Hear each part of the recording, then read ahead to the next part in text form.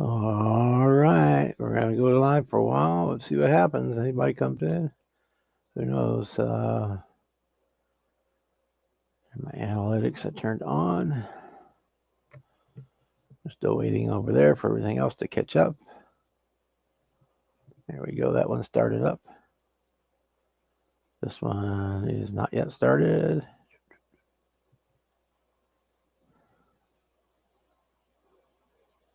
Okay, we're there, and we're there. Commercial on that one. Get rid of the commercial.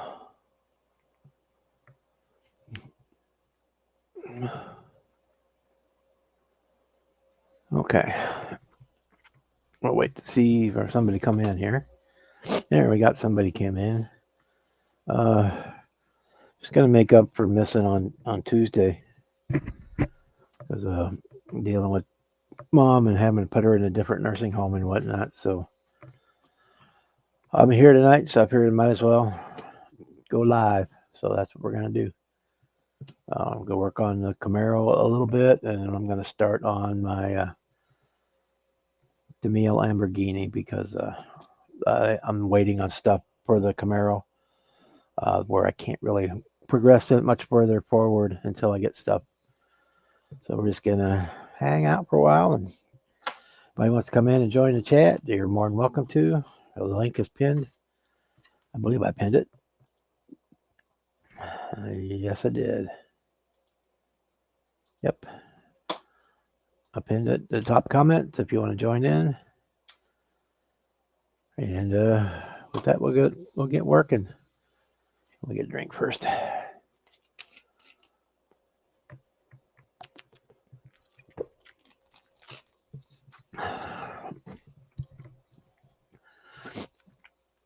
So those that don't know, my mom was in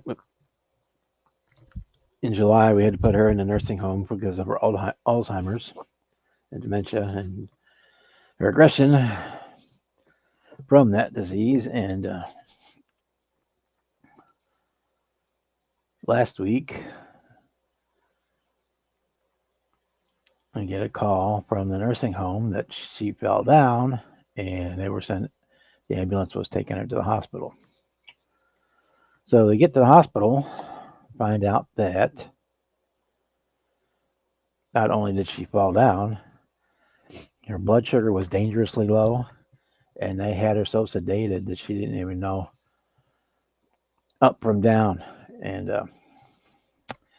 so needless to say, we were not real happy with the nursing home. She was dehydrated. Her sugar was super low.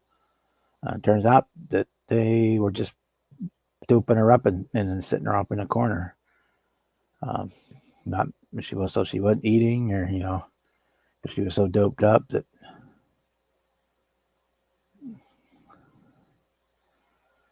So he ended up being in the hospital, back in the regular hospital for 5 days, I guess.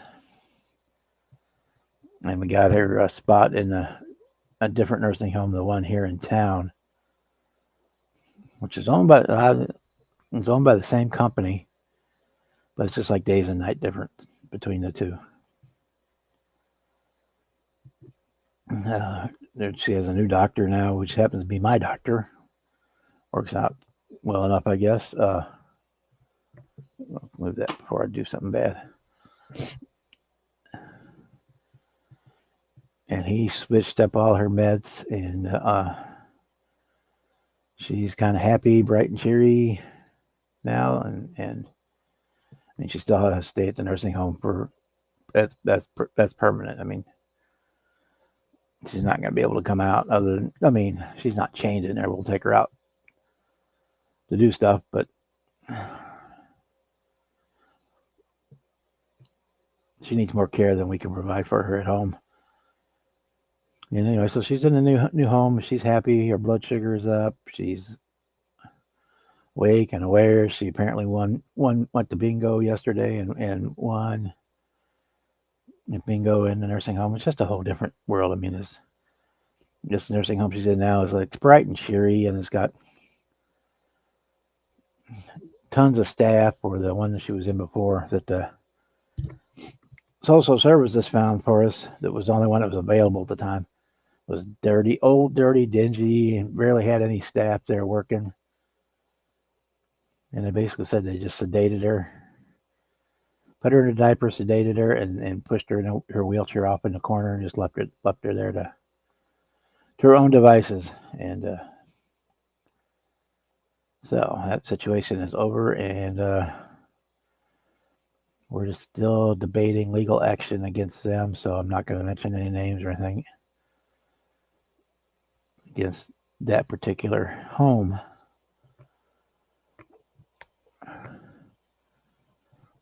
Hey Chet, hey Jimmy. The link is in the pin to the top if you guys want to come in. We'll be here for a while tonight, just hanging out.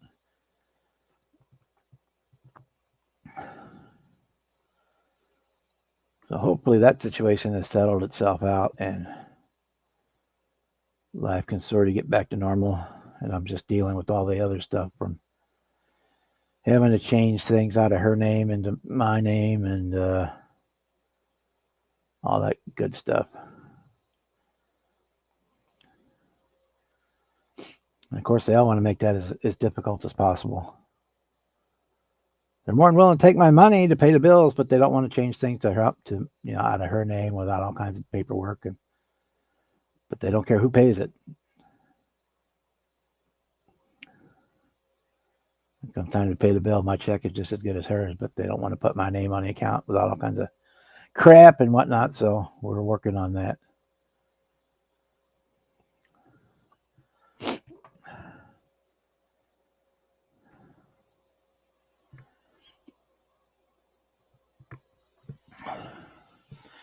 Yeah, Jimmy, it's just a control thing. You'll find you have a whole lot more control, and you're just not hosing stuff on. That's the big. Hey, Paul, how you doing? I don't know if anybody was over in the Zoom or not. I didn't check, but I could probably go look and see if anybody's in there and tell them to get their butt over here.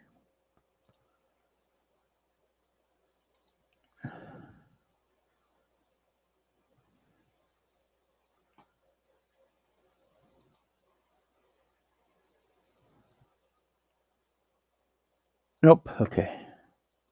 Yeah, there's nobody over in Zoom, so.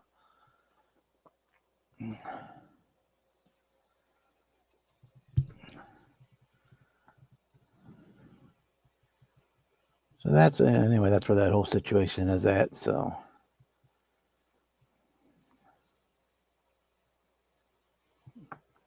I'm working on my boot cover for the convertible for the Camaro. We did get our styrene in, and I've got the patch panel in there. I'm still working on getting it completely smoothed out, but we'll mess with it a little bit later this evening. I'm going to start on that Tamiya Lamborghini because I can't go much further forward on this one until more stuff comes in.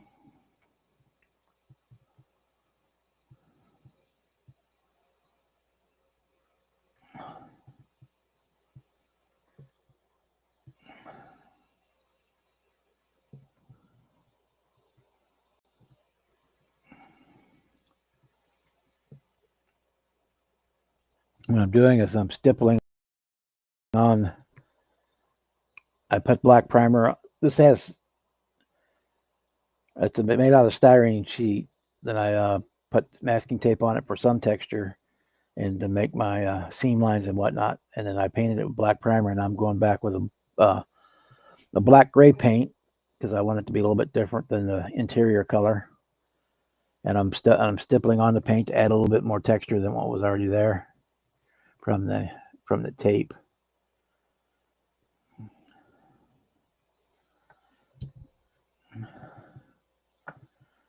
And that's what we're doing here tonight. Right now, anyway, I should say.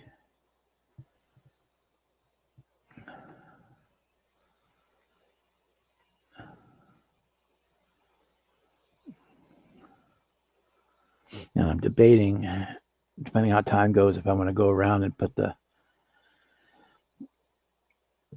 drill holes in this thing to represent the snaps, and then I've got cut off like straight pin heads to stick in, drill holes and cut off straight pin heads and stick them in the holes to represent the snaps that would go around the boot to snap it down. I'm debating whether I'm going to do that or not. Probably, maybe we'll see.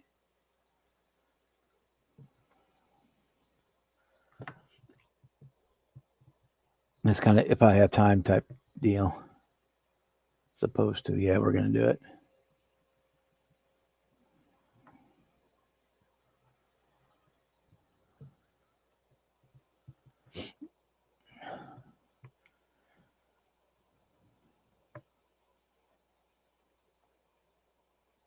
Been working on your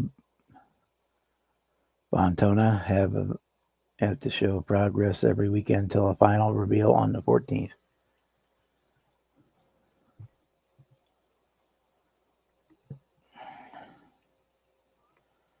Well, I've still got, 8 weeks for this one. Yeah, right at 8 weeks. Because tomorrow, or Monday is the 25th, and it's the 25th of October is the show. So, yeah, roughly 60 days, a little over 60 days to get the Camaro done. So that shouldn't be too much trouble. Hey, Steven.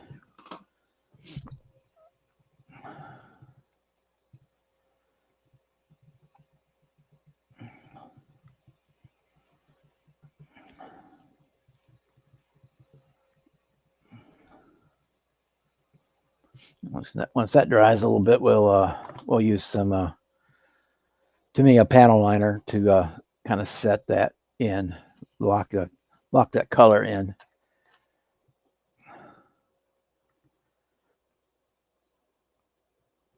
Even though it's acrylic paint, it won't go anywhere. That'll kind of seals it more than anything else. Gives it that kind of vinyl-y sheen. We might put a satin coat on it too as we get down the line.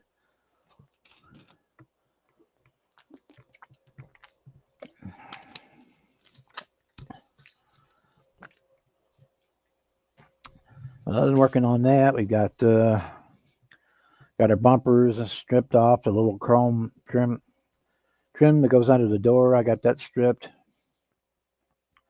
They get painted. I need to get primer on my steering wheel and my pedals. I did got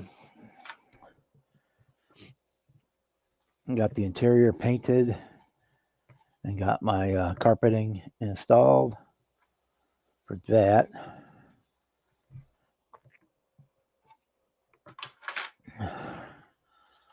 I'm working on the doors. They're not quite done yet, but I'm working on them. I still waiting for the the photo etch to come in. Then I can finish up my doors here. Up so you can move the light. See there we did add lock buttons. Come on, focus. You can do it. Focus. There we go. Now we're waiting for the little Camaro badge that goes here from the photo etch set for the doors. Here's the other one.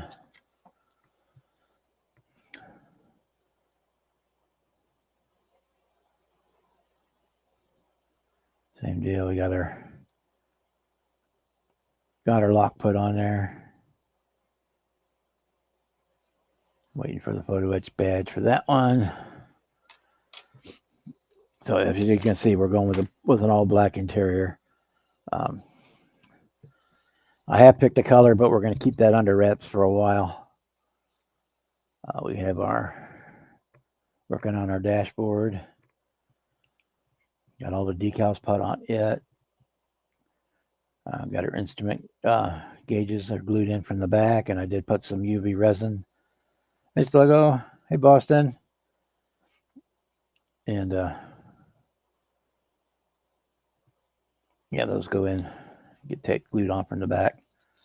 Got the UV resin put in over the top of those, so they do have like the bezel on them. That's actually, who is it? Boston. That's actually the peel and stick felt. I don't have a piece of it out here. Yeah, this is a adhesive back felt. I just cut the pieces to fit. You peel and stick, and then wherever you have to make a seam, you can kind of, let's see if I can get it. You can kind of get in there with the back of a paintbrush, and you can kind of tease the two areas together and hide the seam where you had multiple pieces connect together. I did end up with one wrinkle in there. I'm probably going to go back and see if I can get out. But other than that, yeah, works out really well. It's a lot far less messy, and it's more, to me, it's more of a carpeting texture than the flocking, especially in the bigger scales. I also have it on the bottom of the door there on the kick plate.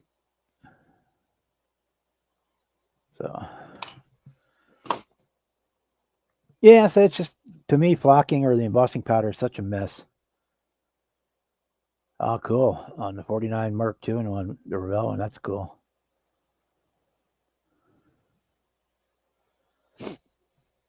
But yeah, that's where we're at on that. Actually, let's stick this in here. Actually, stick it all in here, because I'm done with that for now. I still need to paint. So I need to prime the steering wheel hub, and we're waiting for the photo etch to finish the steering wheel, so that I think I'm gonna go ahead and do a wood grain on the steering wheel. So we'll get that primed later on. Let's go ahead and do the that's brown. We don't want brown. We want black.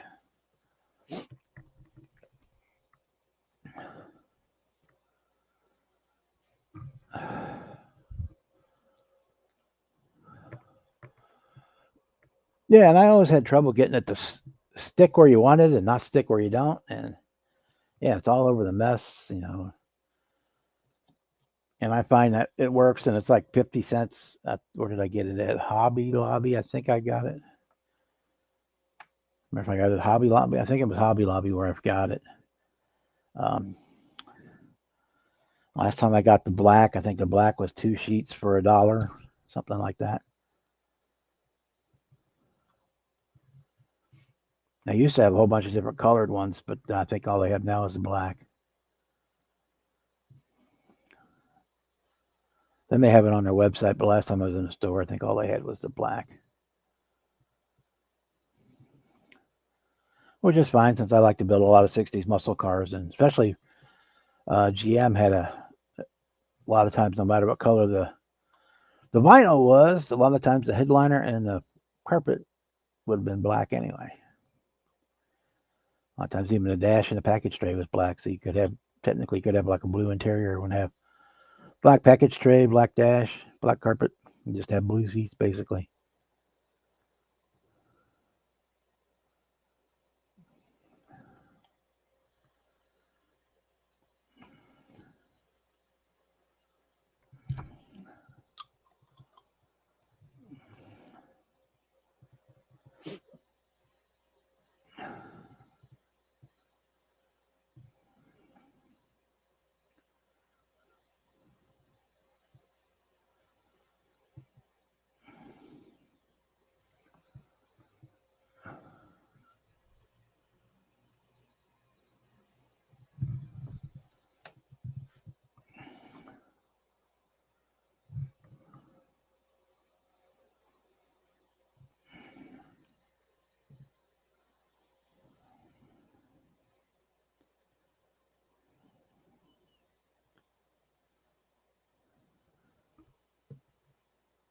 Okay.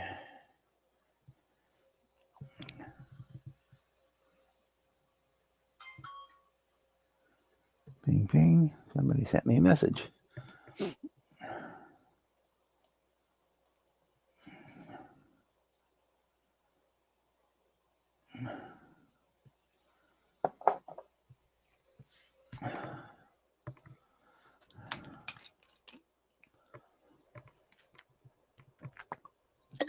Must be talking about that there foosball.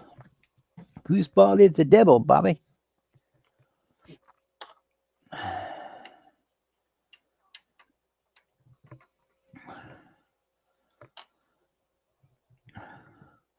That's just I'm bitter when it comes to NFL because the whole deal with the Rams.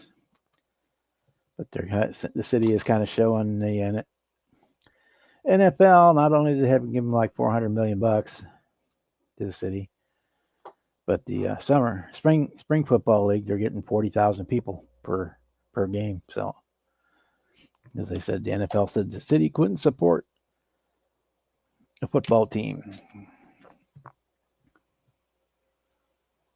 and so they're like doing it just to prove them wrong.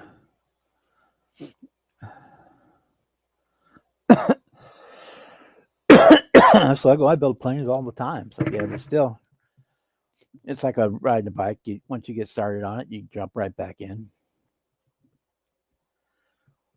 I mean, it's kind of like cars. They kind of follow the same format. You usually build the cockpit first, and then you sandwich that between the two halves of the fuselage, and then you start adding the stuff on.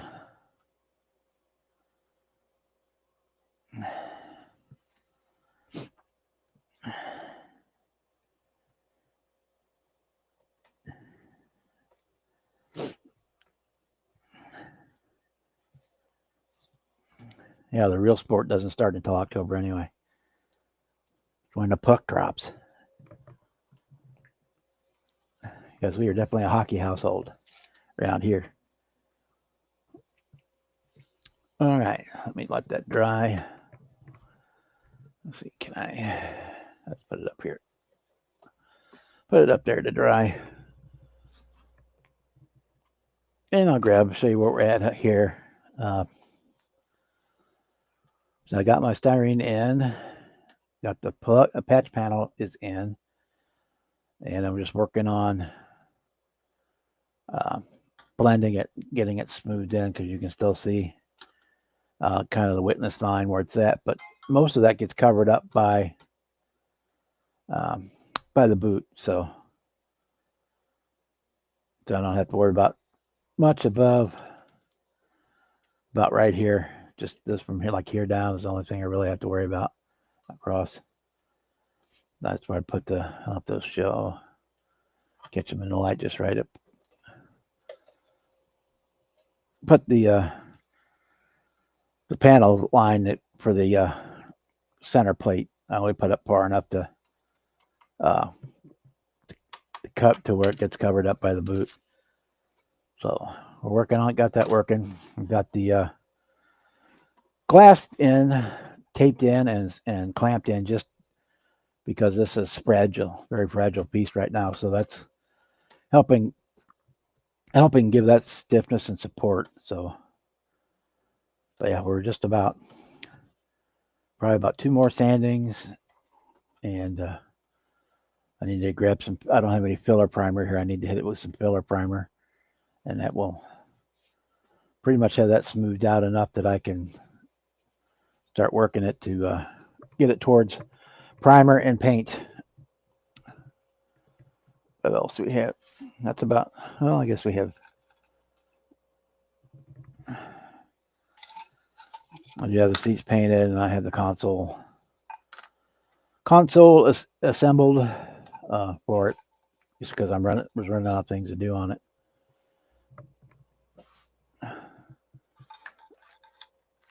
Okay,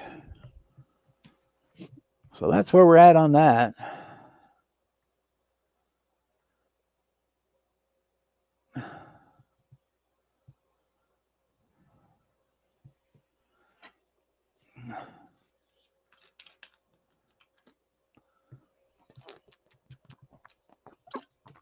Okay,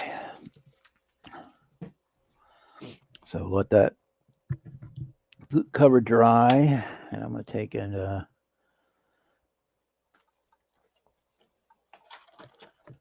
go grab this one up.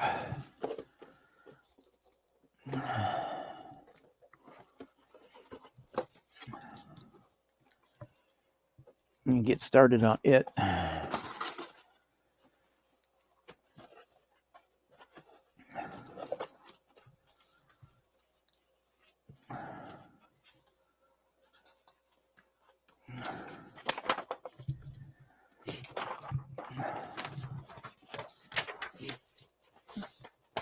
And this Tamiya kit is basically curbside. It has the top of an engine, let's put it that way. It has the top of it, that's all it has.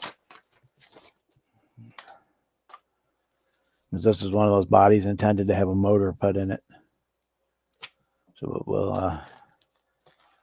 let's see.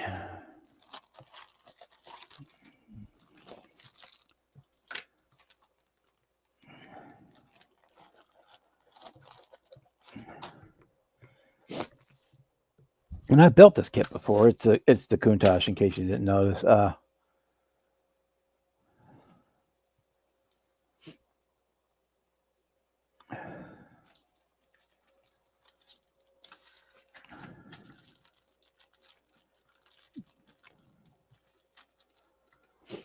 We can get pretty much anything you want to watch as far as sports goes with the DirecTV deal. Between that all the ESPNs and the ESPN Plus and the FanDuel stuff, I can pretty much watch anything, any sport that I want, pretty much any team I want, within reason.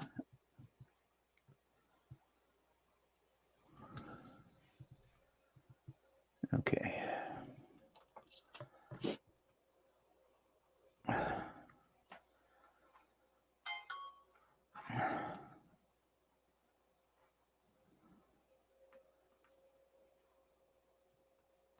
Yeah. Sometimes I get burned out on one thing and then I'll move on to another one, something different. See what they wanted to tell me there.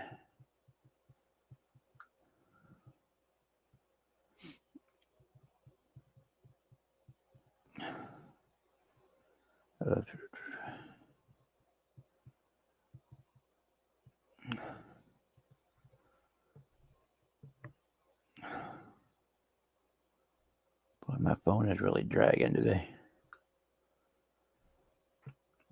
All right.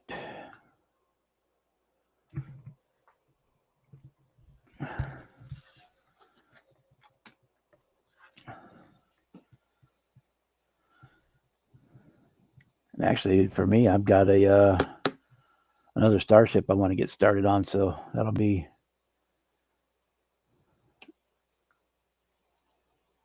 on the short stack of things to build, or it already is on a short stack of things to build. I'll probably get started on here fairly soon.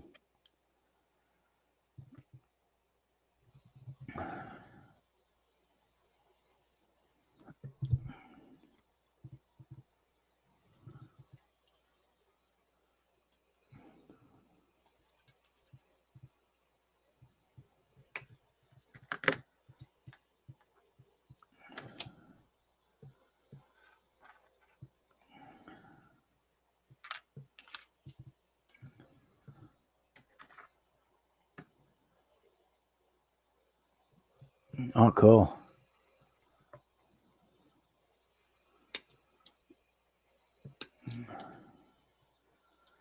I've built a couple of DR ones over the years. I like those because they're cool looking. It's famous because of the Red Baron, and it doesn't have a boatload of rigging, so that's a bonus as well. Getting all three wings lined up can be a bit fiddly too, though, sometimes.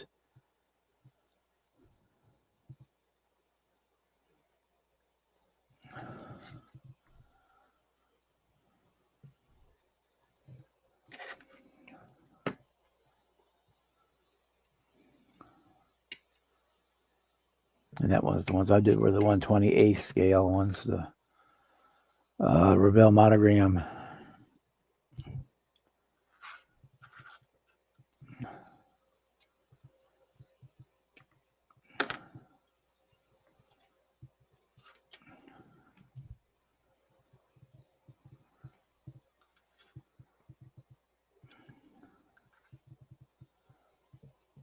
Back, oh God, was it probably about 10 years ago now.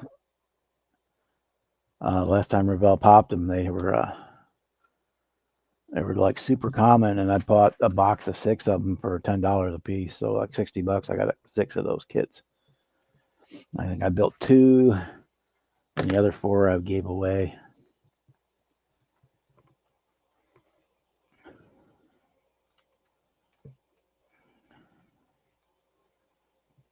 They were just having like a flash sale on their website one day. I just happened to catch it, and they had those on there.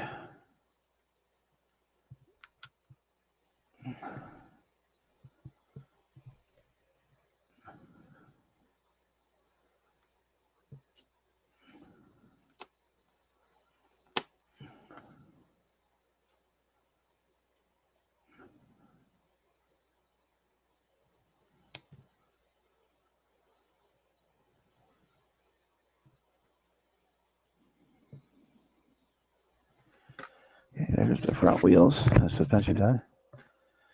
Hey John, how you doing tonight?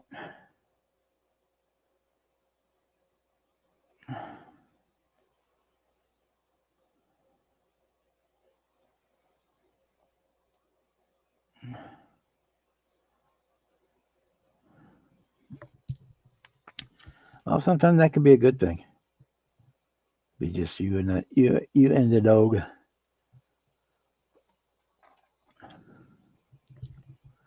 Some time away.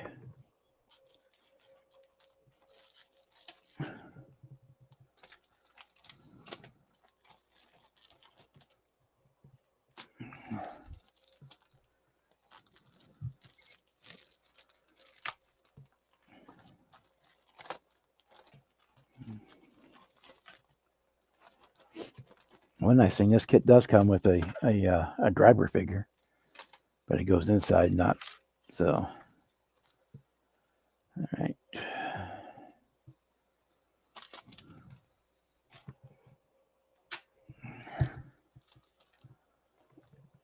We don't need any of that right now.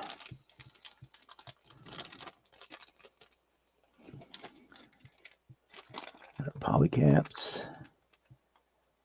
We got pins.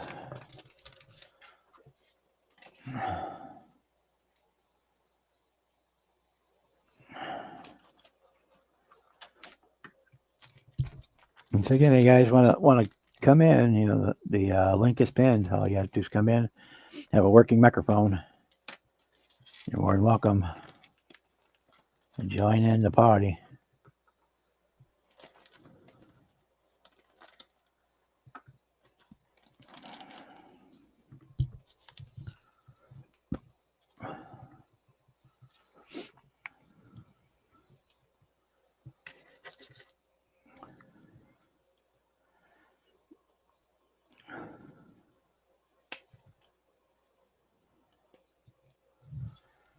To me, it's wheels for this thing. They do look kind of funky though.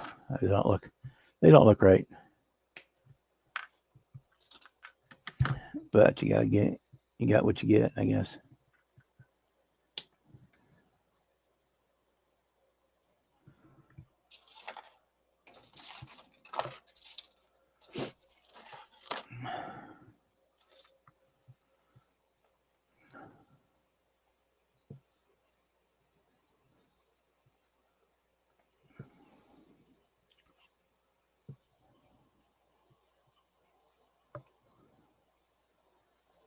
All right, Sluggo. Have a good weekend.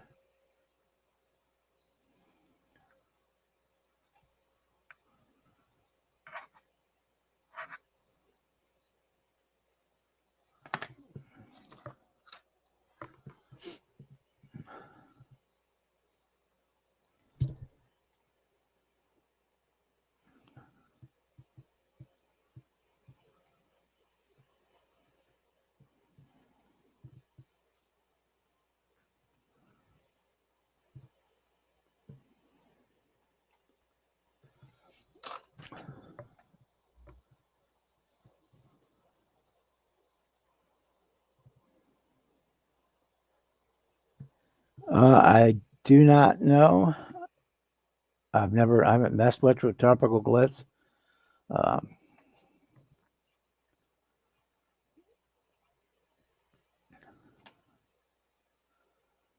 my guess would be that it's fairly transparent, and giving it a black base would be make it too dark. Whereas the gray is pretty much a neutral. It's kind of so gray is kind of a shiny silver or shiny gray. So that would be my guess. Plus, I have not used any tropical glitz stuff.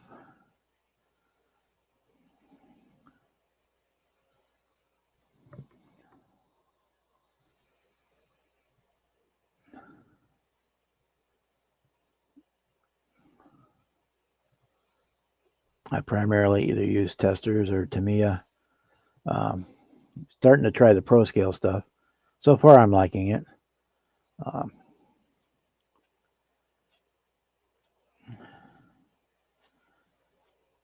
and I've been looking at some of the scale finishes stuff. See, I might be getting some of that. Um,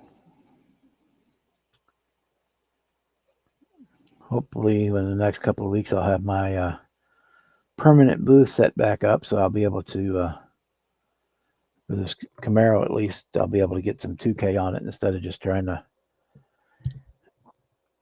use spray can clear.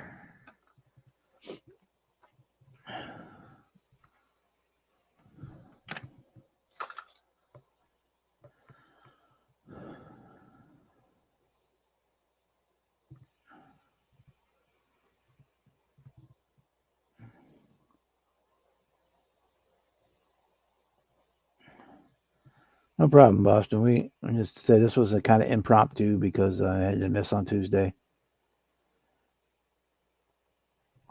I know a lot of people on Friday nights go out and do stuff, but not me. I was just sitting here at the bench, so I figured might as well go live. If I wasn't here, I'd be probably in the Zoom call and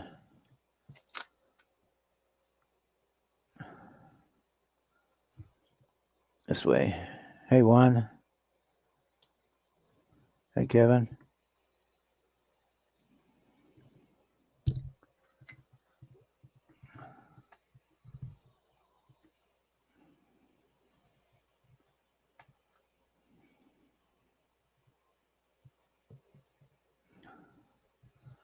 The seams on these tires, they're too short to try to cut with the scalpel, and they're too tall to ignore.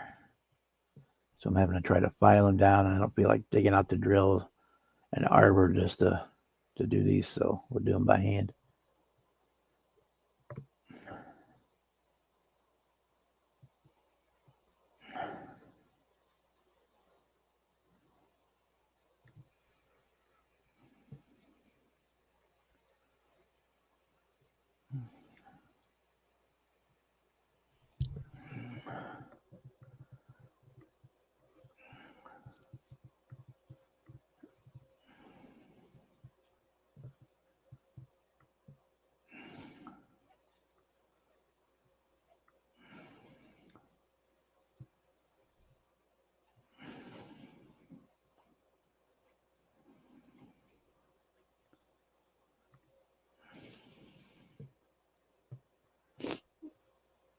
So tomorrow I'll go to the parts store and get me some filler primer, and I'll be able to get that patch panel. I should be able to get it smoothed out and ready for primer, regular primer. One coat, I think one more coat of the filler primer should have that ready, and I can start working on the rest of the body work.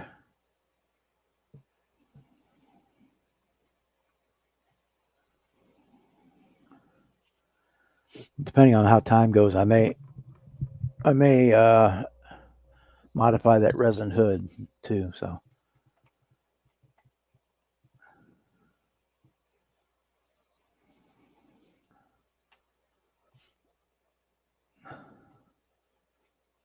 that's when I should have had somebody I should have bought the files and had somebody print it for me, because then they could have printed it the way I wanted instead of me having to change it a little bit, but that's the way life goes.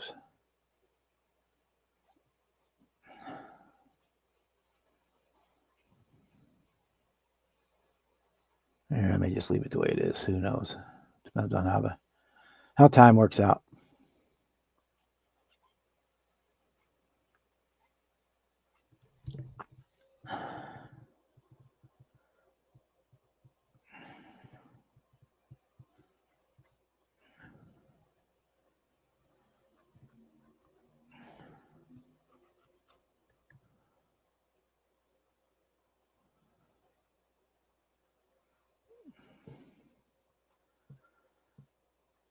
Yeah, Kevin, my brother fell off the work truck a week ago, Friday. He's got to go in for surgery on Tuesday. He tore his bicep off away from his arm. So it's just hanging loose inside there. I got to go in and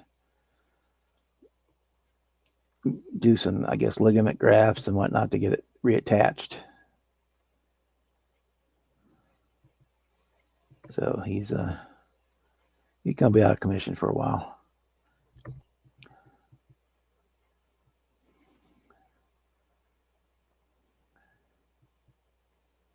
He's bitching because at work, it means at work he's going to get stuck put on a tractor for the next 2 months.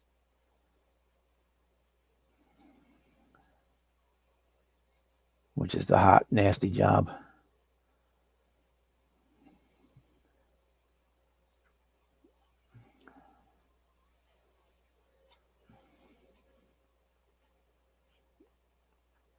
Driving a tractor, which is part of the big paving machine.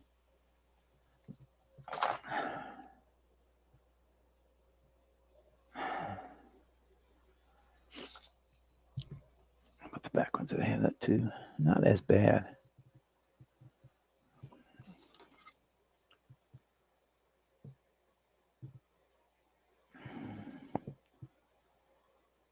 I get a new blade. Try a new blade.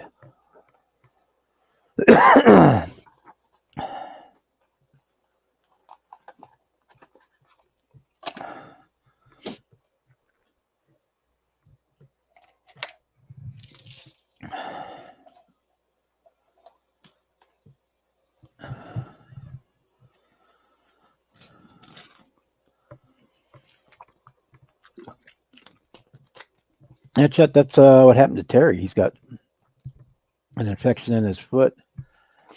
And apparently he's got to be on antibiotics for the next 6 weeks. And they're still hopeful that he was not going to lose that toe.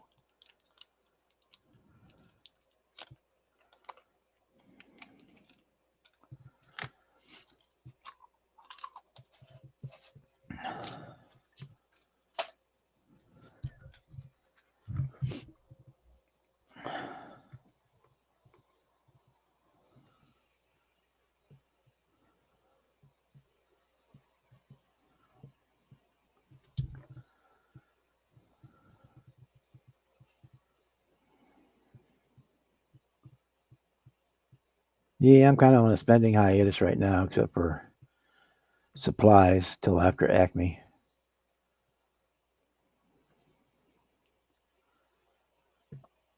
Because that's a big expense, especially with the economy going bad. I mean, 5 tanks of gas and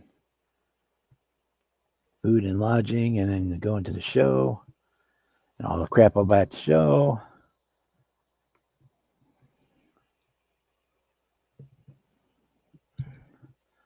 I will probably buy something. We have a show here in St. Louis in a couple of weeks. Yeah, like 2 weeks from tomorrow. I guess the 2 weeks from tomorrow, 3 weeks from tomorrow.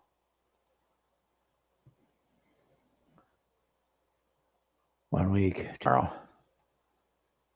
I'll probably buy some stuff there. I'll buy raffle tickets. I usually that's where I get most of my stuff is from the raffle.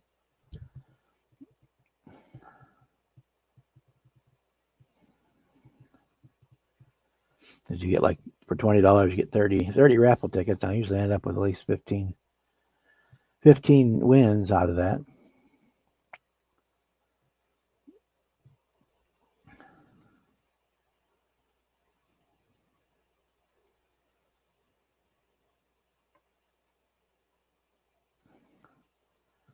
That shows that after like 7 wins, I was tired of carrying stuff to the car, so I just gave all my tickets to the first kid that I saw walking by.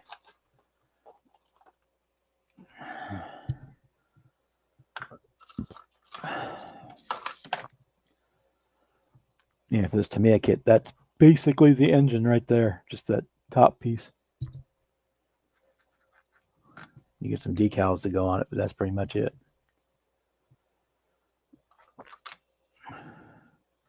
Because that's where the battery compartment goes for the if you had a motorized version of this thing.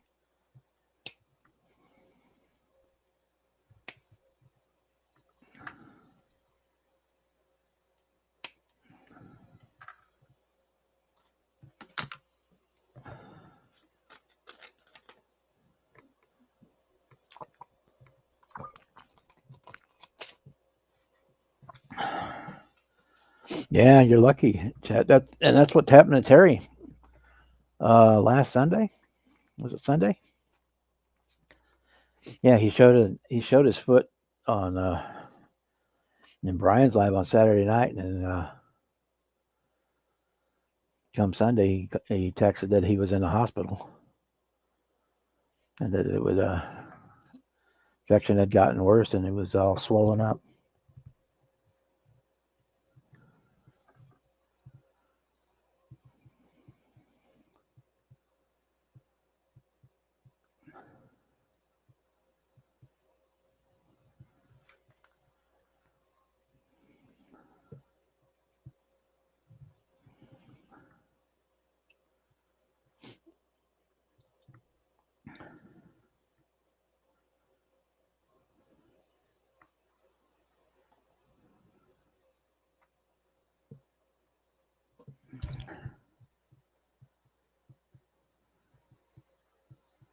That doesn't matter. He's got treads going both directions.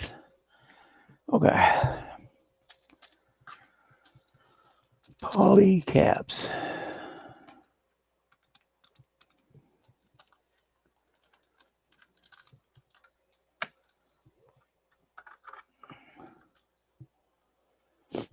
Put my tweezers. I need tweezers for poly caps. There they are. Yeah, Eddard announced that this week too. And there was another one that announced that they were not shipping anything else to the U.S. until the tariff thing was taken care of, settled. That basically, if you had an order already in, they would send that, but they weren't accepting any new orders from the U.S. until.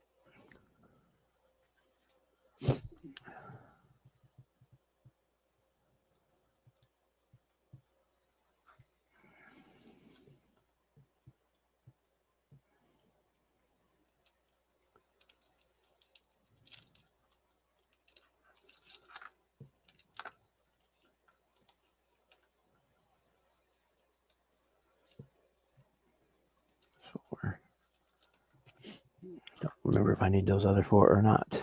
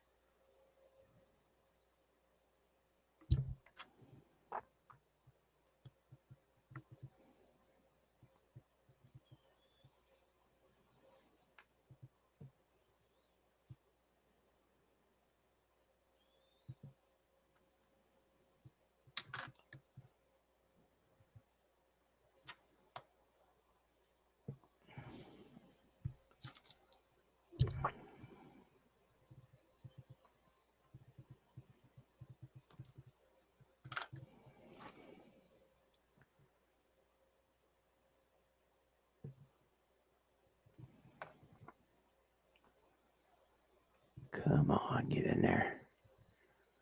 Oh, yeah, that's what I said. Yeah,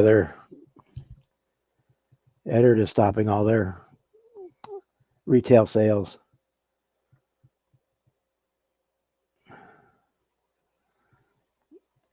So I'm assuming that like suppliers are still going to be able to. Hey, Scott, how you doing? Sure, Kevin, if you want to come in, you know how to do it.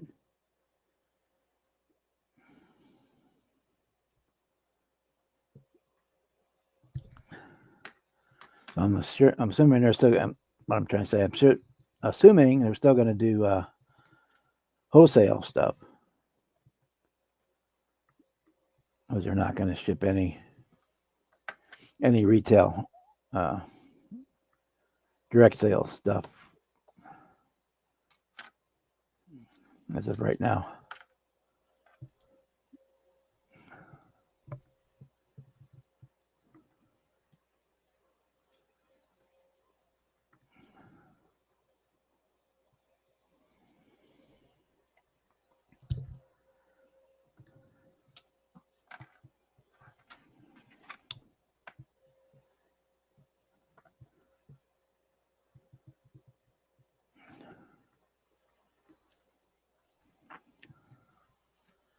Yeah, I know.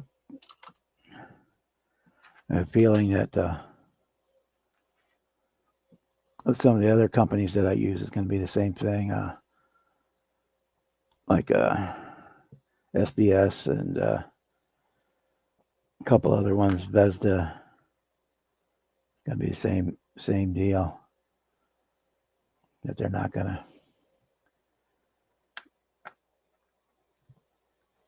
to want to ship to the U.S. right now.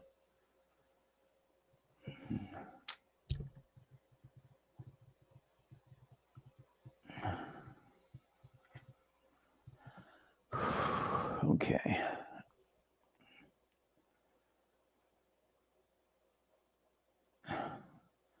Night, Paul.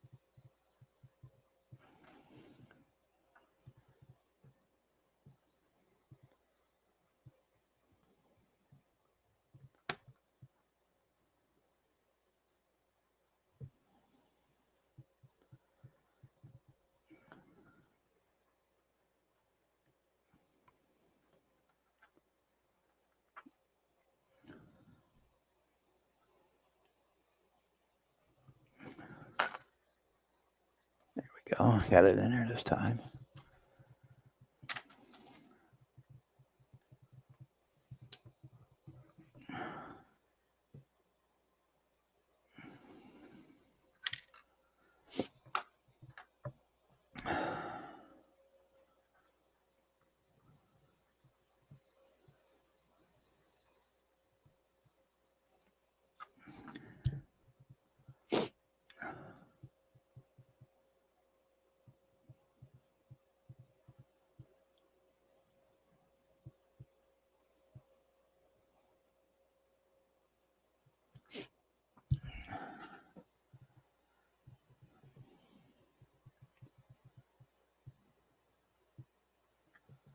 I don't know if that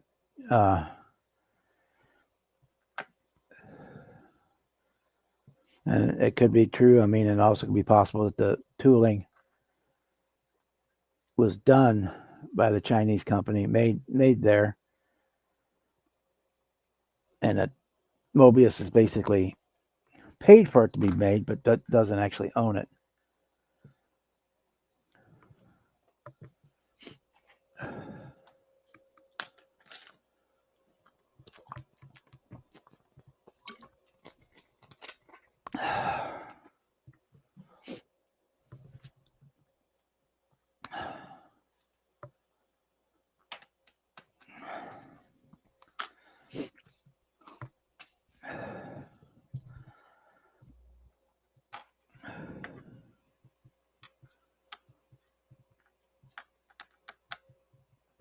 Yeah, and I think mostly it's not the tariff itself. I think it's just the hassle that comes from it that's going to be is the issue for a lot of them because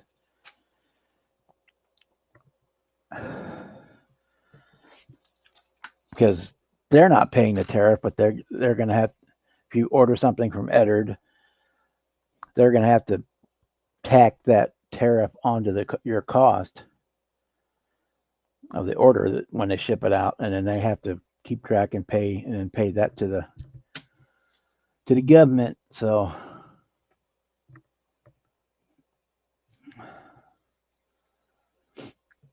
I think it's just because it's a clerical nightmare to have to do that. I think that's why a lot of them are bailing out on it.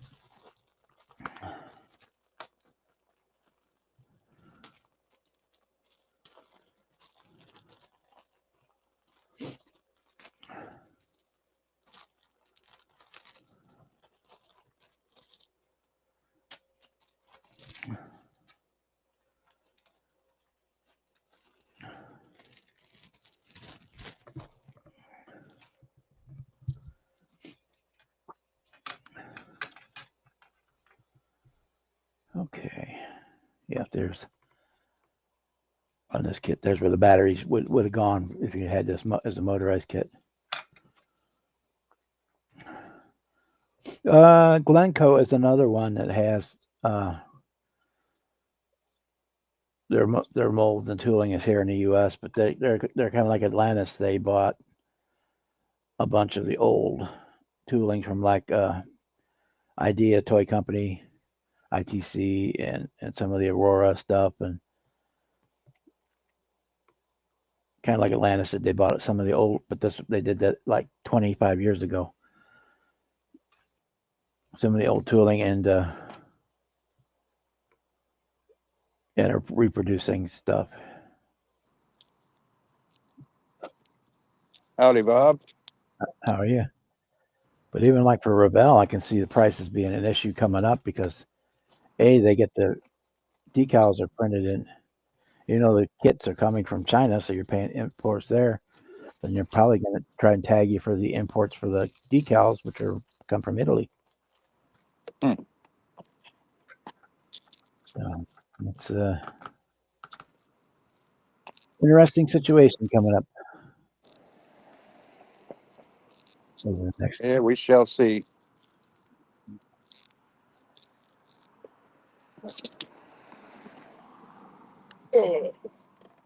I just figure if China wants to deal with it, they'll settle the thing eventually. It could be a stubborn bunch, I guess, without getting political. Yeah.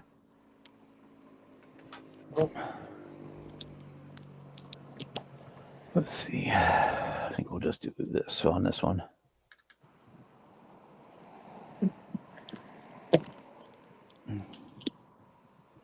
Yeah.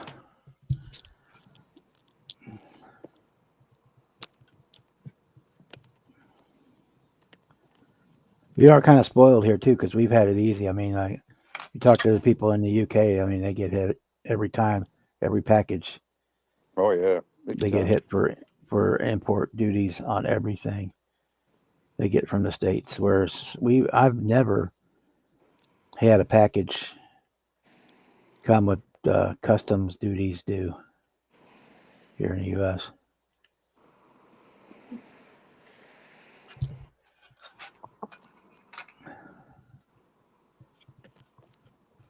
Ain't like I order a bunch of stuff, you know. The warden does all that. I think she orders from Amazon just to see the UPS or FedEx guy. That's an ongoing joke with her. Oh, okay.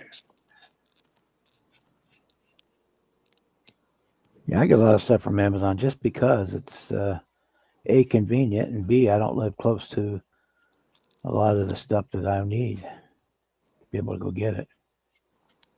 I mean, She it's pretty. I live 30 miles from Walmart, so if that gives you any idea. Yeah, it's a pretty good hike. She pretty much orders all our stuff, unless we just need bread or milk or some simple thing. Try to keep me off the road. Yeah, that's about the only thing we have here in town is just the grocery stores. Dollar Tree, Dollar General, that kind. That's the closest thing we have to a non grocery store. Without driving 27 miles.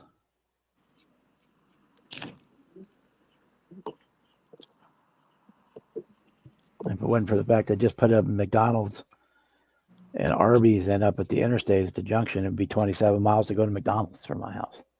Okay. 27 miles to go to the movies.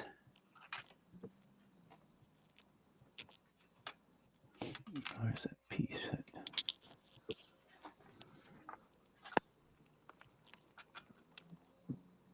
How's it going there, Red?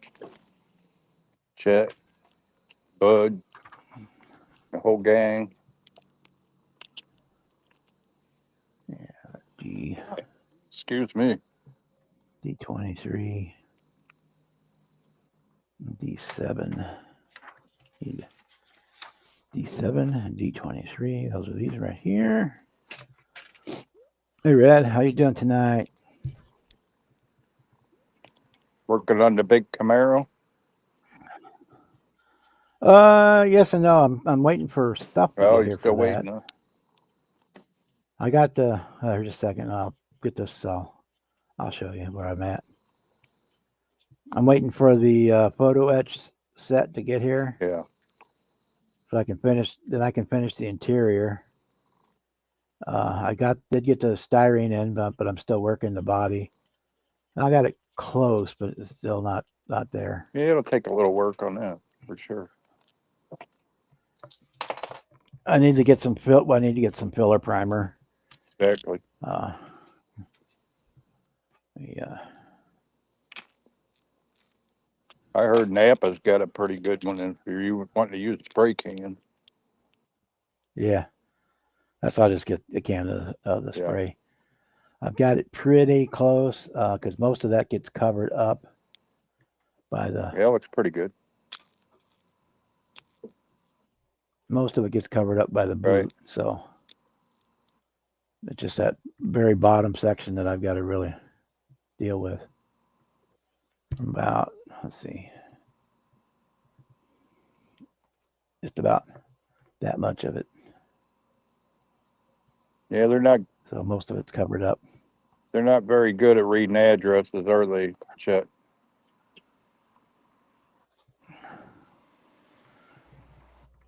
About 5 years ago, I had a replacement bench vise. They shipped me because they broke mine in half. How I did that, I don't know, but I had a lifetime guarantee. And they shipped it and it got delivered to the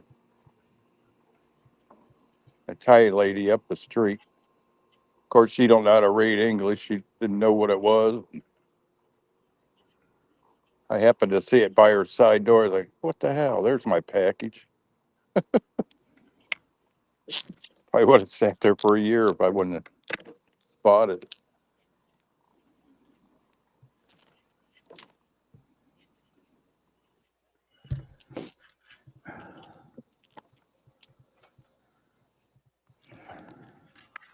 We don't have. Oh, my packages have been dragging ass the last couple of weeks, really Yeah.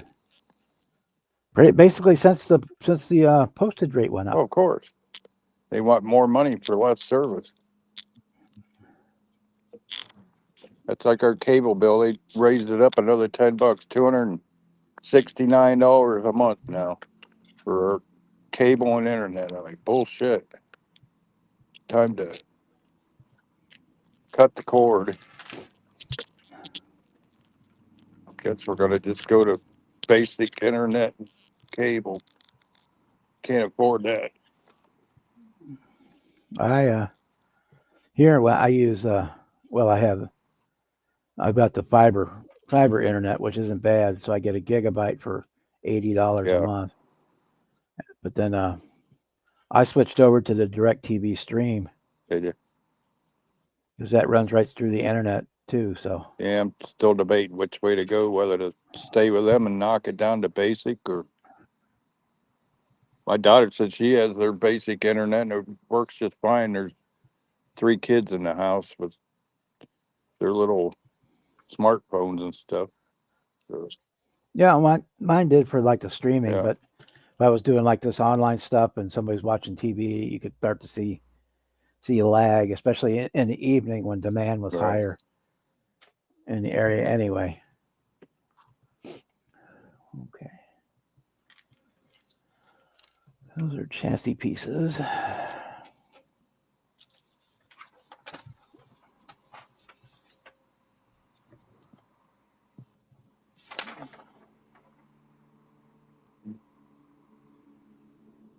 D2.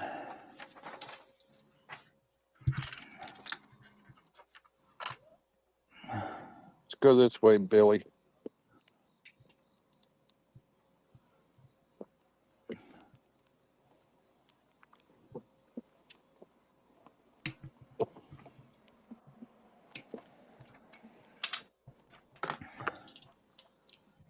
Yeah, my mail does pretty good until it gets to Kansas City, Kansas.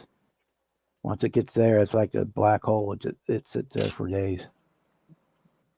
In fact, I got 3 packages sitting there right now. I won't get them until Monday, if I'm lucky. Which is one of them is the photo etch for the Camaro that I'm waiting for. Yeah, by the time it comes in, you might have been better off to wait till you go to the next show to get what you need. But I won't see them until Acme, most likely, at a Oh, show. really? The Model Car Oh, Garage. Yeah. yeah, true. They probably only go to the bigger shows. They do have some nice stuff. Well, they're in Florida too, so they're not coming. Yeah. Odds are they aren't going to come to No, a little IPMS show in St. Louis, a 1 day, a 4-hour show. It's not worth their no. time. They ain't going to sell enough to cover those costs. So I was always amazed the first time I seen their stuff. Like, man, how what nice stuff that is. What blew me away is the stupid or the ignition keys. I couldn't believe how detailed they were. well, see, that's the one thing I noticed on this one. It has 3 door keys for GM, but no Really? ignition key. Because the ignition, for those young guys that don't know, on the GM, the ignition key had a square Right. head on it, and the door keys was Yeah. round. It has 3 round keys on the Huh. fret. You get 2 keychains, but no square one. But I can figure something out for that. Because I did cut the slot in the steering column to be able to put the key into. Yeah. So the key can go into the ignition on the steering column when I get it, but I have to make a square key because they. Were those? I'm trying to remember. Were they in the dash or the key in the ignition? No, 69 was in the Oh, steering was it? column. 68 was the last year Okay. GM put them on the dash. I was trying to remember on my Fords even. Yeah, 68 was the last year GM put the ignition on the dash. Because in 69 they introduced that locking steering console, locking steering on all the cars. Yeah. So that was the year they switched to the. That's how long it's been since I built my '69 Camaro. I know there's a key in there, but I can't remember where I put it. Even came with the GM key fob. I was like, how cool is that? Yeah. That's back when I could see decent enough to put the key on the fob. I'd have, Yeah, that's kind of why I'm doing all this extra. Normally I wouldn't bother, but yeah, being this is 12 scale and convertible, you're going to be able to see all that crap inside. So I'm kind of yeah, that's why I uh, tried to limit my doing it. convertibles, yeah.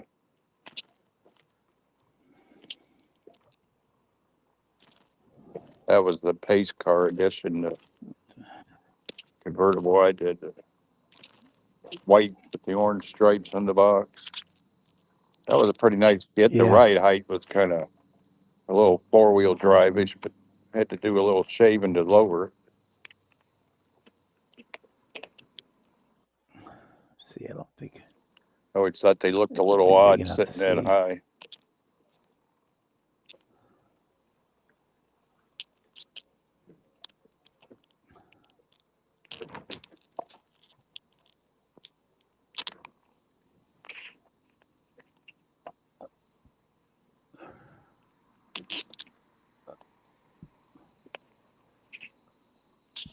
Let's see here.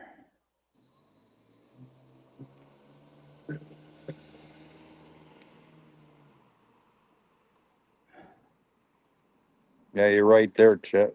Well, why are you doing that? They had the Chrysler had the Pentastar for their ignition key, I believe, Yeah. and they had the Why are you doing that? You're little showing the wrong. Pentastar emblem on the right bottom fender to show you which side was left-hand thread lug nuts too. You probably remember, right? I remember when we was kids, Mom's Plymouth wagon had two flat tires on the passenger side. My brother broke all the lug nuts off trying to. They were left-hand thread. Like, how would a 13-year-old kid know any different? You know, he just kept turning them till they snapped. Needless to say, Mom's wagon needed to be towed away. Yeah, bro, you fixed that good. Don't ask me why they ever put left-hand threads on a car on a wheel, but it's the only manufacturer I know of that did that. See if I can't make it bigger.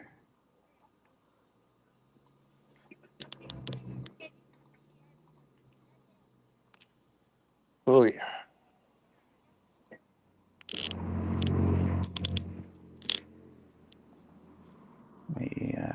Let me do this over again. Let me change this.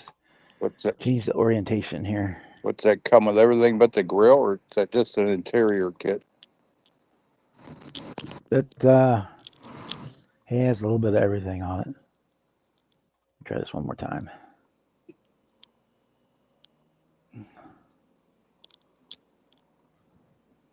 I think that's what they did with Let's make Mom's wagon too, Chet. The way that didn't happen again. She had 66 Fury wagon. There we go. Reverse went out in the transmission. Every time she had to back out of a parking spot, she'd have us kids get out, push her backwards, like, find a spot where you don't have to back up, Mom. Yeah, see, we get there's a round key there in the middle. Huh. There's a round key up here and another round key there. No, No square no keys. square key. Huh. Okay, No. there. You get the SS badges, you get Z28 badges, you get the 307, 327, 350, and 396 badges.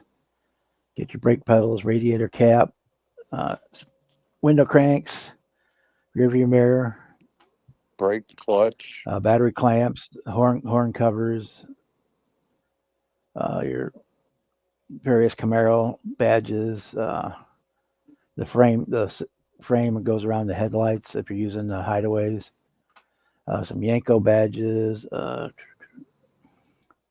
bezels to go around the gauges on the console, your I don't see.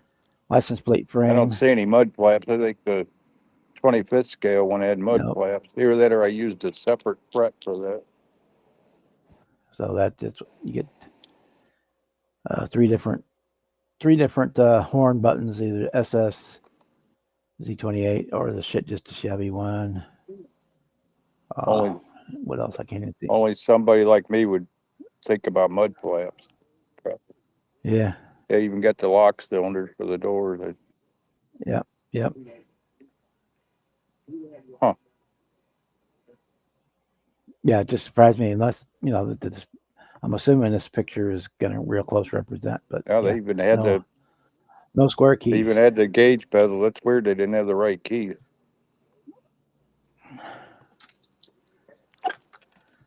It may have it when it gets there. I mean, that picture could have been a design drawing, and that's what they show Yeah. on the. Who knows till it actually gets there. But if not, I can probably come up with make a. Somebody explained how they do that photo etch. One time they start with photographs and Yeah. reduce it and then use the acid to etch them. Right. Basically, they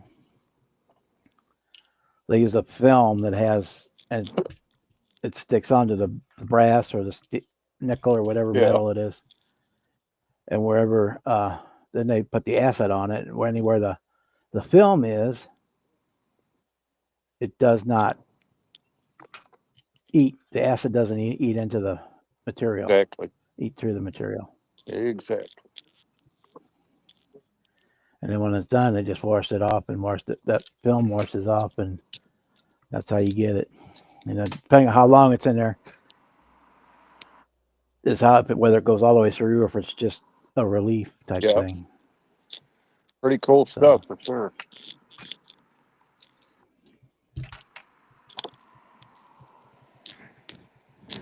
I never had any trouble losing the parts. I just put masking tape on the back of it before I cut them off.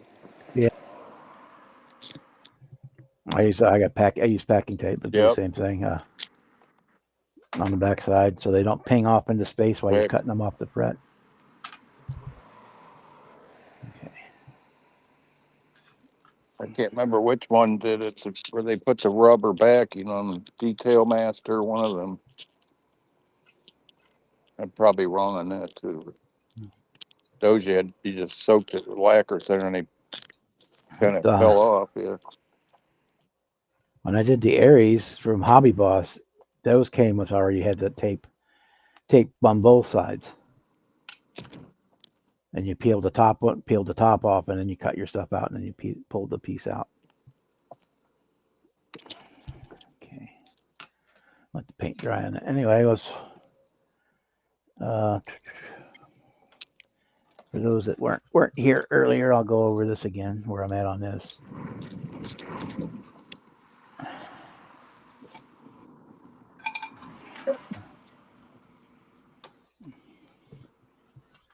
Blow it up here.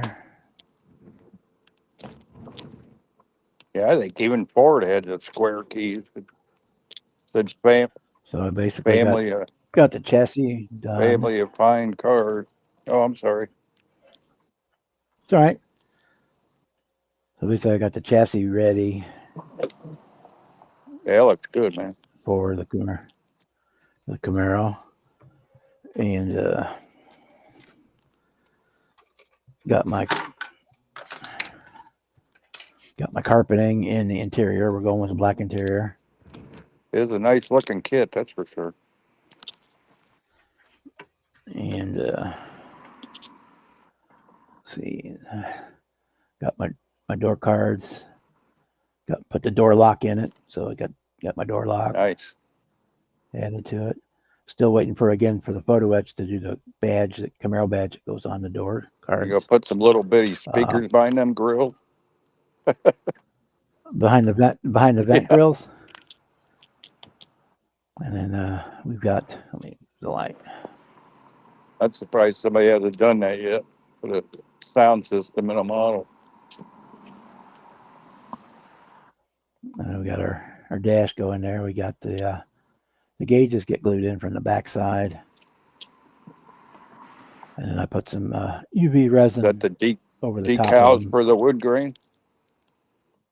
Yeah, decal for Nice. the wood grain. And decal for the heater control, and for the radio, and the light switch down here in this other corner. Right is left, left is right. Oh, that's cool. and I'll get the Camaro was written in the decal, but I've got on the photo etch that comes as a photo etch piece, so I'll put that on there as well.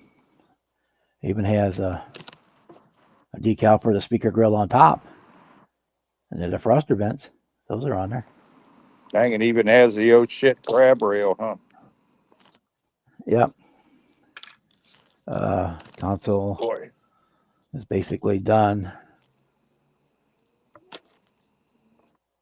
Still have to come on light. When the photo etch comes in, I'll get to put the bezels on that go around those gauges there. Pretty nice. This will be done. Very cool. And say we're doing just basic black, so I got my seats there. The only thing I don't have are seat belts. Yeah. But my story is, in '69 they were optional. They were standard, but everybody just tucked them in the seat. Nobody used them. Yeah, when they had the buzzers. And yeah, when they had the buzzers, you clicked them together and threw them under the seat. Yeah. Yeah. Then they didn't even have that, and your shoulder harness was just bolted to the roof, and it had little tabs up there in the headliners. When you didn't use it, you just fold it up and put it in there. So that's where it spent its entire life, was up there. So that's my story, is that they're tucked in. They're just tucked into the seat.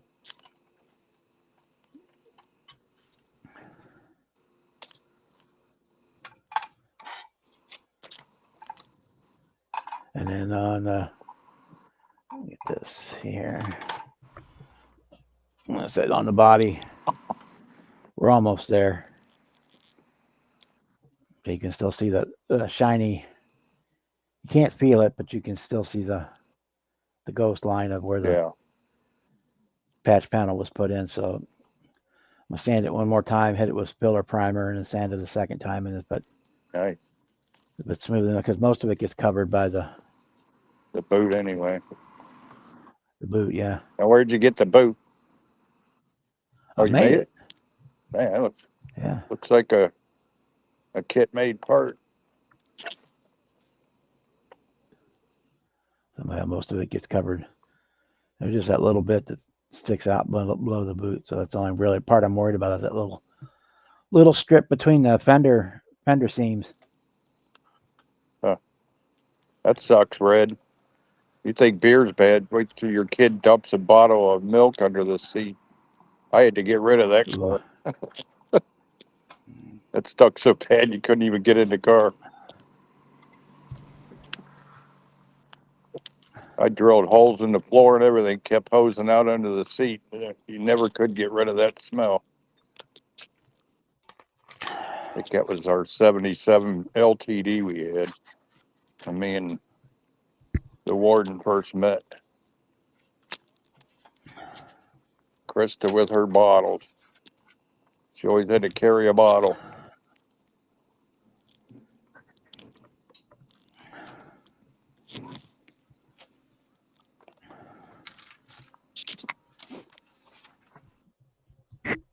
Okay. Let that dry for a little bit. Put those in there so I don't lose them. Then we'll do a wash on the bottom, dry brush wash. Don't need that part. That's one thing I liked about all my Fords. It didn't matter which way you put the key in, it fit. It was to the right side. Yeah. Same way with the locks. You can get across the street without getting run over.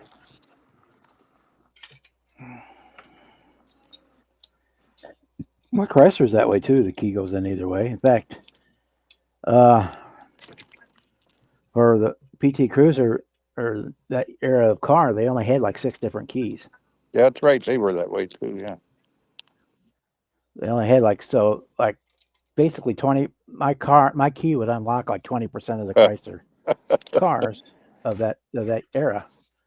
Now, because of the chip, it wouldn't start it, or it would start it and it would only run for like 10 seconds and die because it had didn't have the right RF chip. Ain't like anybody was going to steal them, right?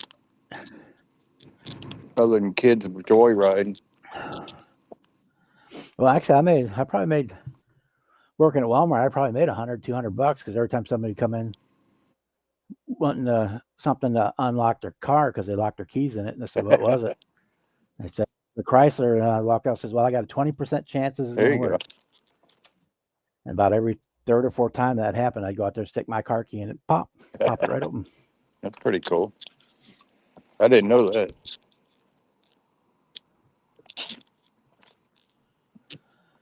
Okay.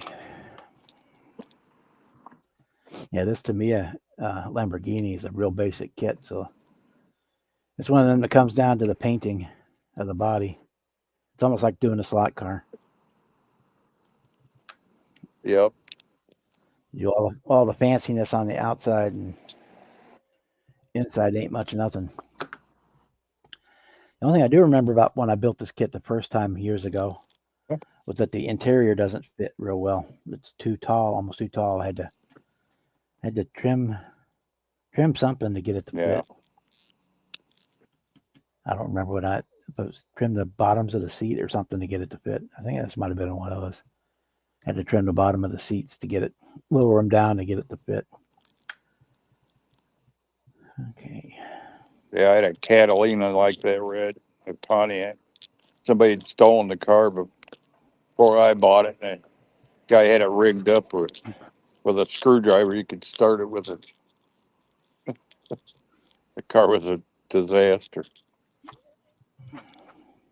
I had a lot of $50 and $100 cars way back then. You'd never get a beater for that now. G4 and G5, that should be over here. Oh no, I mean, shit, a car for scrap goes for 300, 350 bucks. If you call and have us hauled off for scrap, they're going to give you 300, 350 bucks for it. Shoot, I went to the junkyard and bought a 71 Ford LTD, and there was another one sitting there, and my brother went and bought it. It leaked oil like crazy. I just went to the gas station, got gallons of used oil to keep oil in it. Drove that thing like that forever. We didn't worry about leaking oil on the ground back then. When the transmission went out in my Firebird back in the 80s, I just went to the junkyard to see what I could find, and I had a whole 72 Buick Skylark there that was SN was ripped out of it for 200 bucks. It had 20,000 miles on it and had the 350 big block Now, engine and the 400 trans in it for over 200 bucks. My Firebird got an entire, instead of just getting a new transmission, it got a whole new transplant. yeah, I didn't have to worry about locking myself out of that car. The doors and tops of the rear quarters were rusted through. If I locked myself out, I just yank on the door skin and pull the lock rod. It's pretty rusty.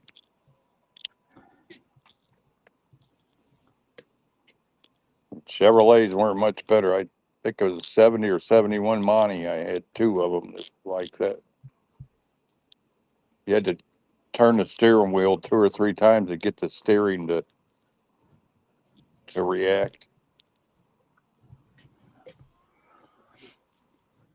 Oh yeah, the old Armstrong steering. Then them cars were gas hogs.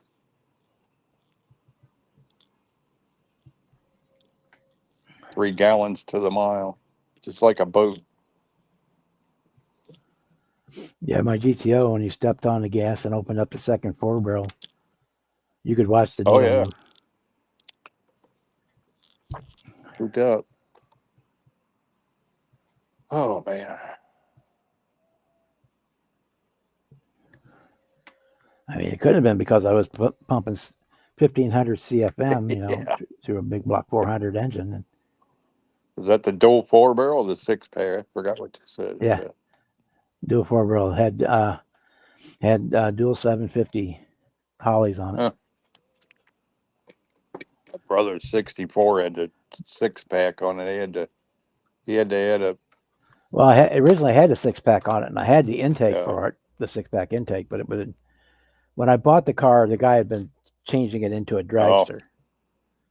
So it had a race cam in it. It had the the headers put on it, and it had this.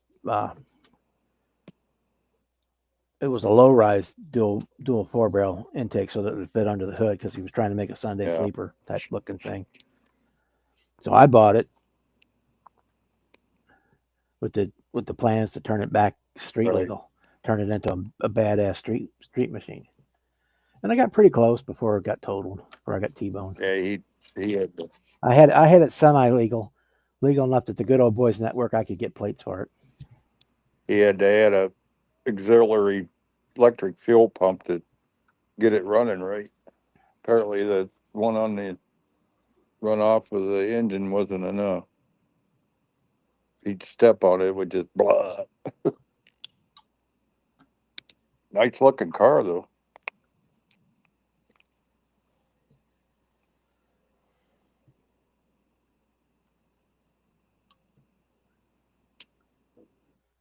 Yeah, I like that car. You could take you and 14 of your closest friends to go to the drive-in and only pay for two Yep. people. Yeah, the big Fords I drove with them LTDs, they had the Mafia trunk. You could put 6 people in the trunk easily. Oh yeah, I used to carry. Well, back then you had your winter tires and your summer Mm-hmm. tires, which were 4 full-size tires. So you could have whatever set you weren't running. Uh, you had that set in the trunk, and there was still room for more Yeah. stuff. So you had 4 full-size tires in the trunk, Yep. plus room for other stuff. Yeah, my snow tires always melted before I got home. Stupid dad joke. Kind of hard to get a laugh out of Bob. Yeah. It's got to be a little funnier than that, huh?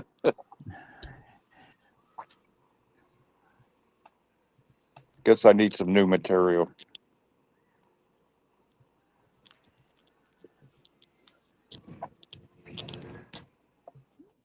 Just I'm a pro, so I kind of know the Yeah. stuff.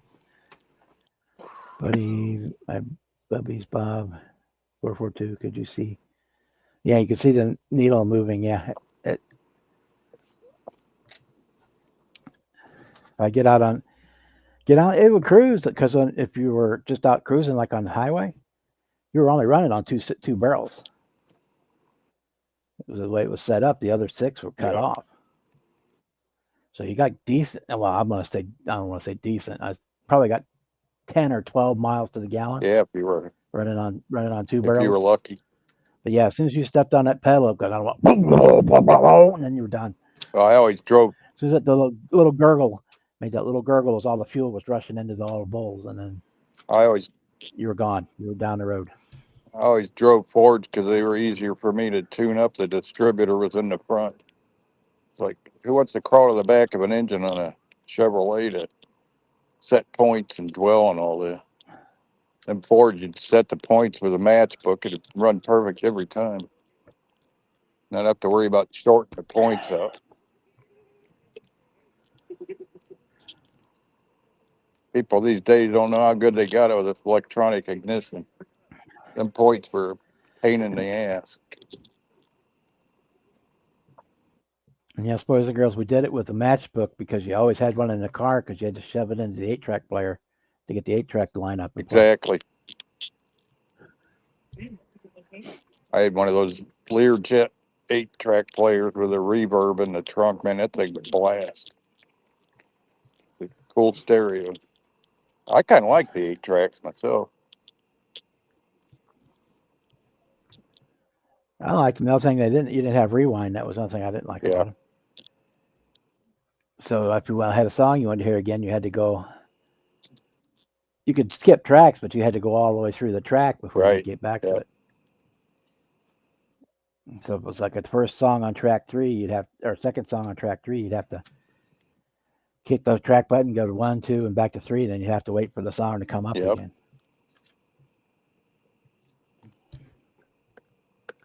Some of the fancier ones did have fast forward, but not very many. Yeah. That's why I like my 68, 69 Fords. The stereo was on the left side of the steering wheel. You didn't have your buddies constantly screwing around with the radio.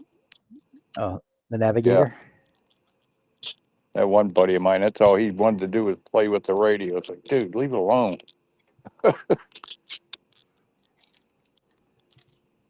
I think Ford switched back to the right side at 70 or 71. With a cool dash in them 69. I remember that. I had a couple of those.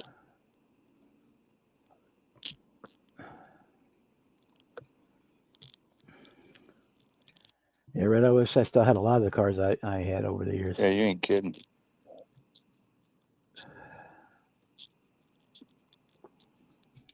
Even my 280Z, I wish that was Oh, a great yeah, car. man. I wish I still had that one. Exactly. Straight 6-cylinder, turbocharged. I totaled one of them out with my 69 LT. The girl had just bought it, and she slammed on the brakes to stop or something. I slammed into it, and her car hit another one, and that car hit another one. My insurance had to pay for all three cars. I think I was like 19 when that happened, maybe 18. On a hurry to get to work, late. Thing was like a grabber orange, little 280Z or 240 or whatever they were. Mine was a 280Z. It was like a powder blue.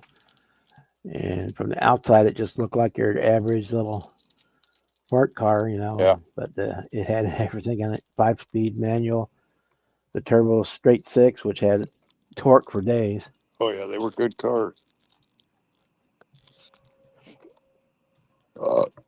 Even had built-in coolers behind the front seats. Well, it was only had 2 seats. Yeah.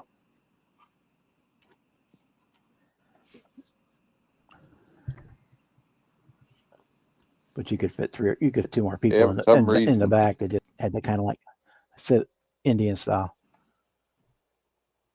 Yeah.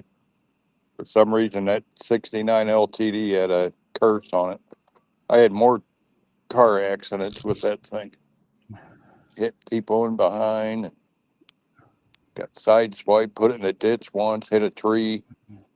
That car still ran good when it went to the junkyard. In fact, my brother had the motor pulled out to put in one of his cars. Only had 35,000 miles on it when I had to junk it.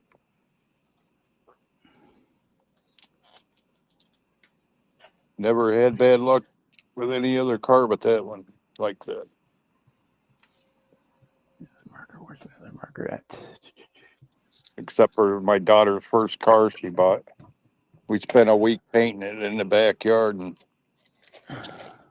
4th of July, I took it out for a ride to go see the fireworks and ran into a bunch of traffic on expressway, and they were stopped watching the fireworks. I slammed in the back of old Zachiva with that thing.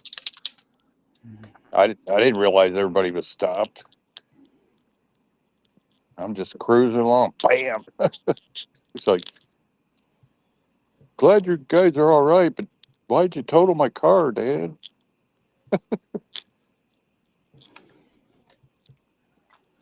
That was a pretty good pay job for a backyard deal. We just laid out plastic in the yard and pulled up on there, and she sanded it down and masked it. And I went out there with the white Deltron and sprayed it.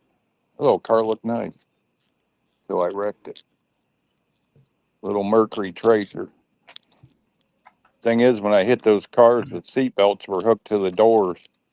As soon as I hit, the doors flew open. We didn't have seat belts.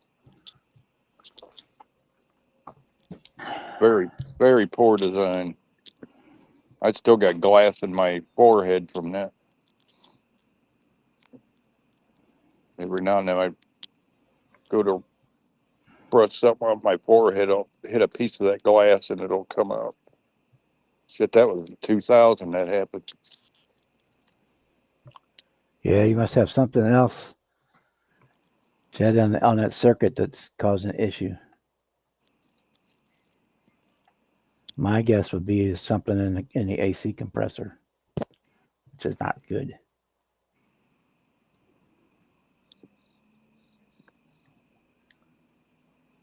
Or the fridge compressor, yeah. But the AC in your bedroom, TV AC in your bedroom, it wouldn't be the fridge. Yeah, Your fridge should be on a circuit by itself, or Yeah. half the kitchen light, so when your lights go out, you know your fridge is out. That's how we wired our kitchen.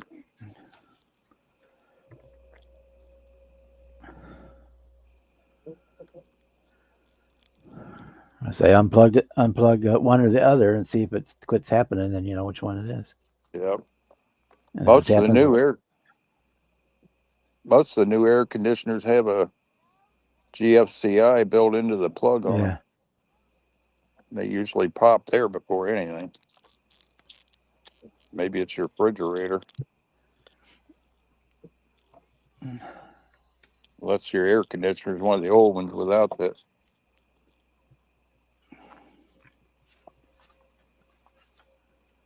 Okay. So Is that a window air conditioner, Chet? It would have to be your central air. It'd probably be 220, I would think. and it would definitely be on its own circuit. Yeah. Yeah, it's a lot of draw on one circuit. Those are usually only 20 amps or something like that.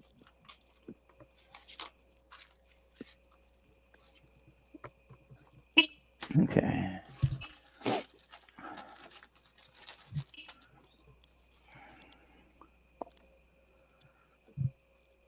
Start working this body. And if it's a new one, it's most likely your refrigerator. Probably need to plug in your air to a different circuit somewhere.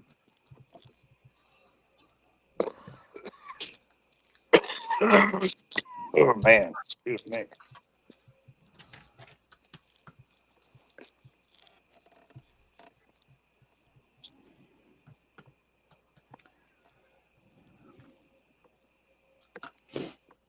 Yeah, it's kind of weird.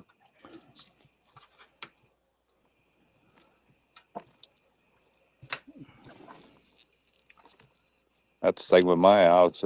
Upstairs is still, some of it's the knob and tube, and everything downstairs has been rewired. Well, the lights upstairs are knob and tube. Probably 100 years old, probably as old as the house, I'm assuming. Someday I'll Yeah. have to get somebody up there to run some new wires, probably.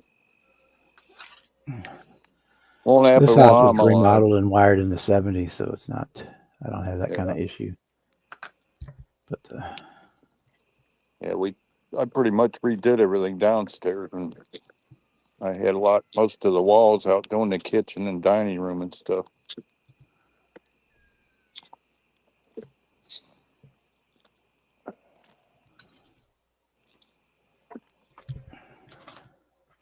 My brother helped me wire the new kitchen. He put all the plugs upside down. I was like, this ain't a commercial application. I had to go back around and flip everything over. You look at hospitals and stuff, they put the receptacles upside down, but it drives me nuts in the house for it to be like that.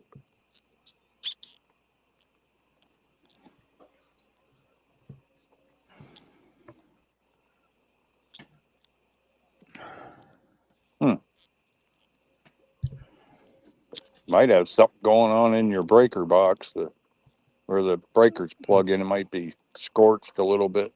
I maybe unplugged the air conditioner for like 20 minutes. Yep. Let it then plug I it had back that in and see. happen. I had that happen on my breaker box. The bus bar had a section where it got overheated, and I had to shave off the scorched part, put a new breaker in. That was when I was using my workshop and had the air compressor and all my lights on one thing. Kind of overloaded it.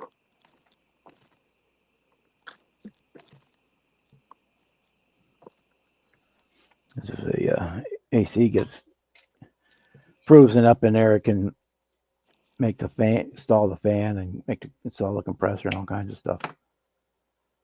If you shut Yeah, it off for usually like 20 minutes, it'll thaw out and you can good to go again. yeah. Especially if the Usually humidity's really high. something like that, it's usually the capacitor getting weak where it don't give the fan a boost.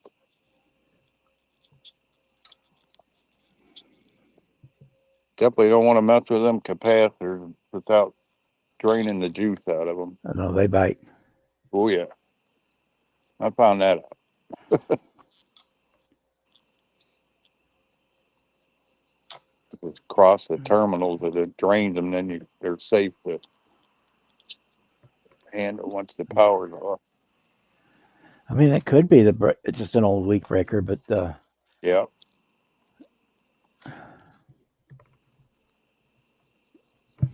Check the breaker, make sure it ain't a 15 amp instead of 20. I've seen that happen before.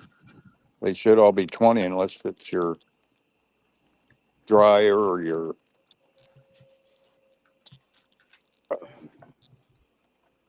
let's see, dryer. A stove would be a 40 amp maybe.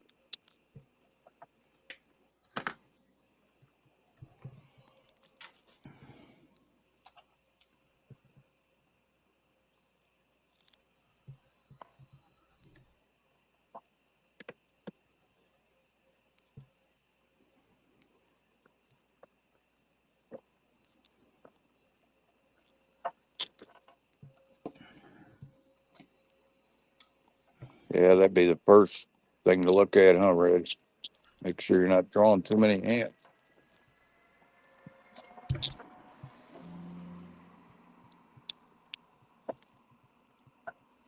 The refrigerator and AC is doing the same job, so they're gonna draw a lot if they come on at the same time.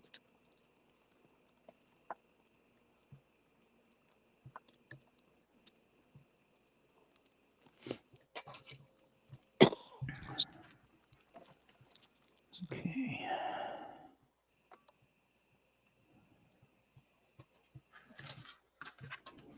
Got you a Lambo, huh? Yeah. That's what we like about Bob. He'll build anything. I was looking for something that wasn't too involved Yep, because so I can bounce back and forth to the yep, Camaro, and this one's I said this is basically like building a slot car. right on. The details in the paint job, and even this paint job isn't super complex Right. because the chassis was designed to be powered, so there's not much to it. Oh yeah. Ain't nothing to it. Yeah. There's a piece. The battery. That's This cool. is the battery cover right here, So a high tech slammer. and there's the entire engine is right there. That's cool. As long as nobody labels. 6 carbs intake and 2 breathers. That's Well, at least you don't have to worry about getting the Snappy Bob name. That's already been given out. Fred. oh, I'm not. I'll build a snap kit anytime. Oh yeah. That's why I said that's all I was building the last year or so. I was doing this stuff. Something fast and dirty.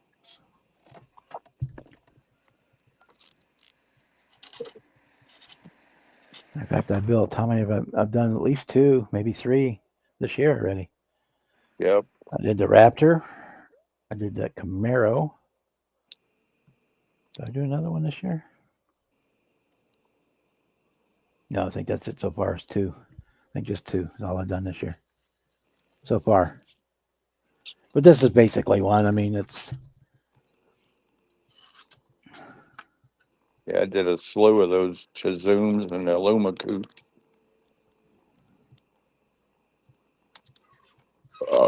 Man,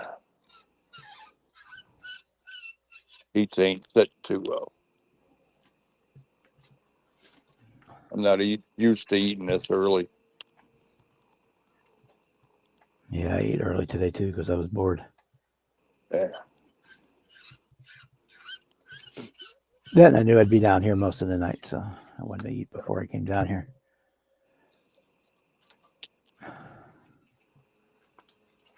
Yeah, doctors yesterday, they get my results from 3 of my tests. Like,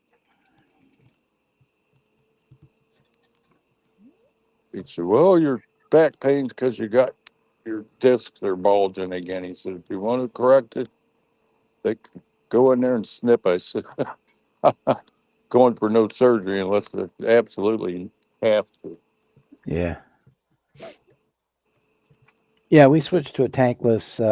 We run gas here, but tankless water heater. And it made life so much better. The bills are Yeah, using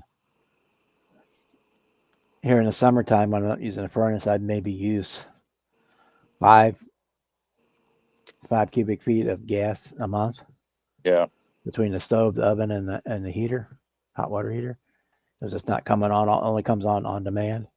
right. That's what I should have put in last time. I was just so aggravated 'cause the thing, bottom of it rusted out and burst in like 6 years. Akron water is terrible for corroding your water heater. Last thing I want to do is And pay all that money for a on-demand water heater and have the water ruin it. Guess I need to get a filter system for the house. yeah, we have water softener. But yeah, I like it too because you can get in the shower and you don't have to worry about. You got 8 minutes Running, of hot water before you run out or something. yeah, If you want to stand in there for 20 minutes and just steam and soak, then you can. yeah. I built my shower in the basement. I made my own rain shower head with copper pipe. It's about a 2 foot square of nothing but copper pipe with holes drilled in it. You got that running full blast, you can drain that tank in about 5 minutes. Yeah. If you cut the water back, it ain't too bad. I had to block off half the holes because with so much water you'd get under it, couldn't even breathe. It would almost drown you. Pretty cool though. Everybody that's used that shower is like, man, that is cool.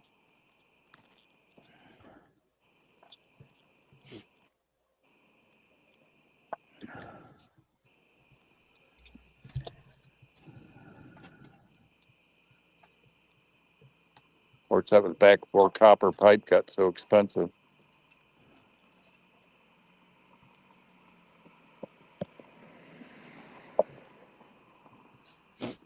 About 2 weeks, 2 weeks after I plumbed my house, I need to go up and get another length of copper pipe, and it went up like 10 times the price. One piece of pipe originally was like $3 and something. I went back to get another one with 32 bucks a length for pipe. Like, gotta be kidding me. That was like 15 years ago. So I hit it at the right time.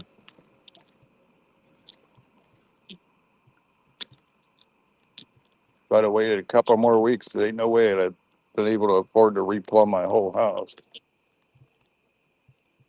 I won't use that plastic stuff in a house.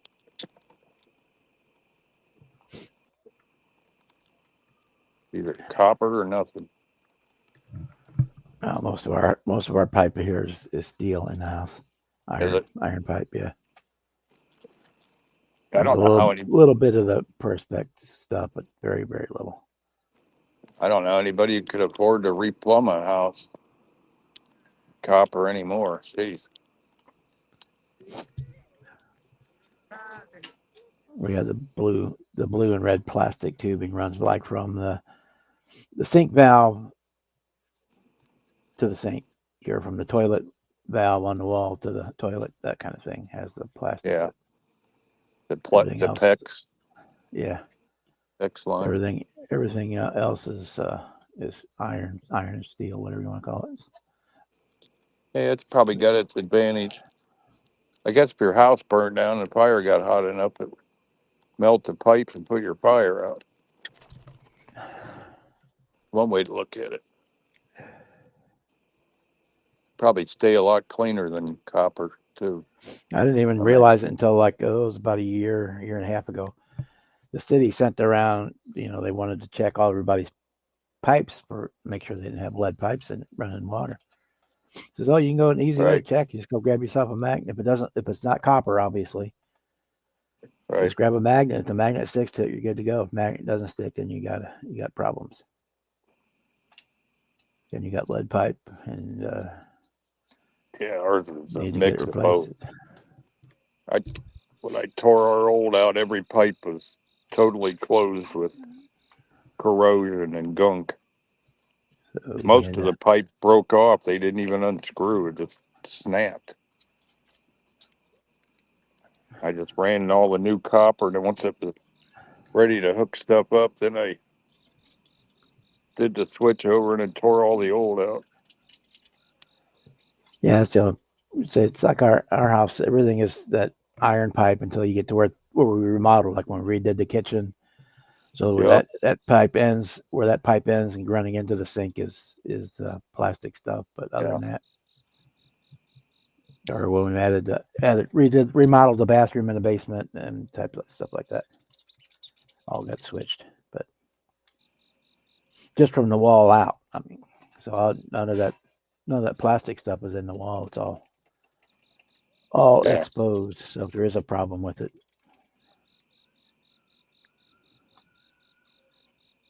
Yeah. on the outside of the wall. When Dad moved in his house, he had me put in all PVC water lines.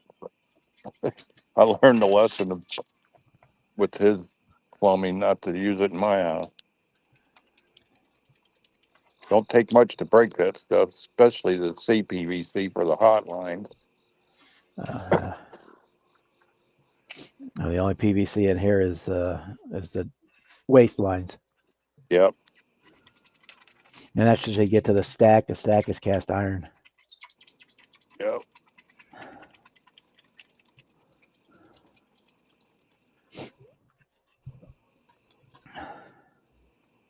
Yeah, I'm surprised them old steel pipes lasted as long as they did. The house was built in 24.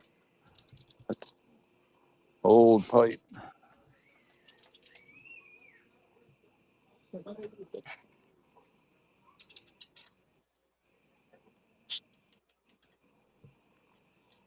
Okay, that's on there to fix. Yeah, we got rid of the regular tank heater probably. Oh, probably almost 20 years ago now. Yeah.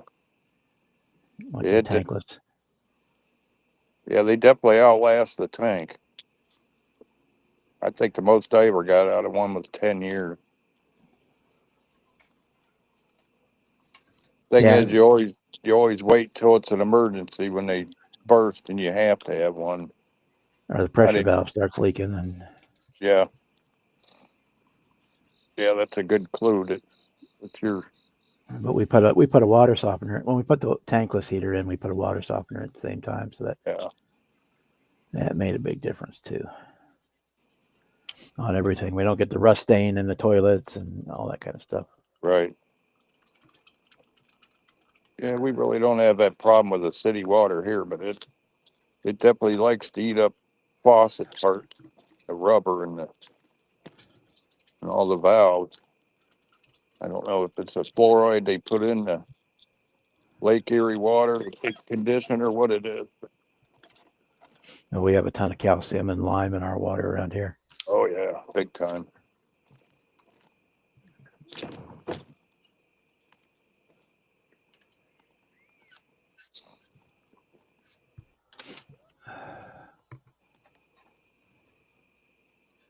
Yeah, imagine next time if I got to replace that water heater, if we're still here, it'll be a tankless.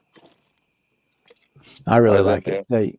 You kick it on, you can hear it. I have a gas one, so you turn the water on and you can hear it. Like 4 seconds later, hear it kick on, and within Yeah, 15 seconds, you've got as hot a water as you can stand coming out the pipe, and it's an endless supply. And when you're done, it shuts off, and so it's not keeping you're not keeping that tank of hot water constantly heated up, and well, I it figure only heats when it needs it. by the time we need another one, the price would probably be about the same. The last tank one I bought was $500 some, and tankless was about 900. So stuff like that comes down in price after a while. I would hope. They've been using them overseas for years. Makes you wonder why it takes so long for us to adapt to stuff. Is yours gas fired or electric? Gas. Gas. Yeah. Yeah, it probably wouldn't be that hard to convert over. All my plumbing's new and the Let's see. gas lines there already. Being summertime right now, my furnace is not on, so I'm using about 6 feet of gas a month. All The right. hot water heater, the stove, and the oven. Yeah. So that's like $15 a month for gas right now. I pay $100 a month because that means in the wintertime when Right. I'm using $300 worth of gas, then I'm not having to come up with $800 at once every month. Yeah, it's like my sister-in-law when they built their new cabin, they made everything all electric. Her electric bill in the dead of winter is like $600 a month. But wow, not much better than when she's running the air conditioning.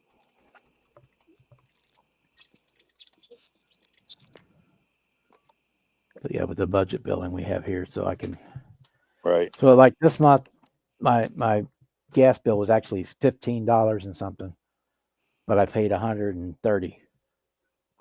Yeah. So that in January, when my gas bill is $400 and something, I pay $130. Yep. That's about what ours is.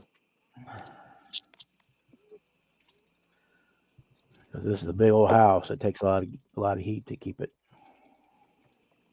warm. Of course, That's now what I was I'm saying not being about here, I the. don't have to keep it near as warm as I used to. Yeah. Yeah, it's the problem with it. Roxanne gets cold so easy. I got to keep the temperature just right, or she gets those cold spells. Wintertime's a nightmare. Sometimes she'll have that furnace on 80 and I'm sweating in the house. Yeah, that's what Mom was like. Yep. I'm sitting there sweating to death, and she's complaining that it's cold in here. What's the air conditioner on? I said it's on 76, Mom. Yeah. But I'm cold. And well, ain't a whole lot we can do about that. Put on a wool sweater, put on a sweater.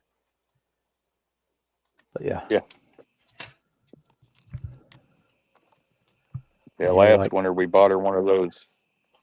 We bought her one of those Japanese bed warmers that has the two hoses you can put under your blanket. So that helped a lot. I burned up our dryer warming up blankets so she could bundle up in hot blankets. Finally, I got looking online, found one of those bed heaters.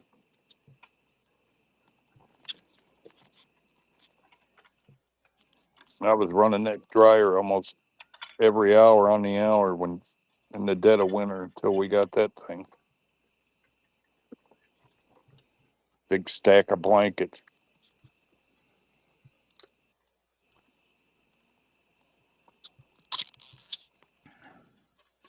yeah, for the winter, I only heat the house to like 63 degrees. I figure if I'm cold, I can put on a sweater or get an electric blanket in the bed, so Yeah. saves a lot of more money. Yeah, I can't sleep if it's too hot. Okay, so let's see. Let's get rid of these. What's up, Scooter? Scooter. Hey guys. Come on, don't run over me. Come on, man. Give me some room here. Thought they were going to run over me.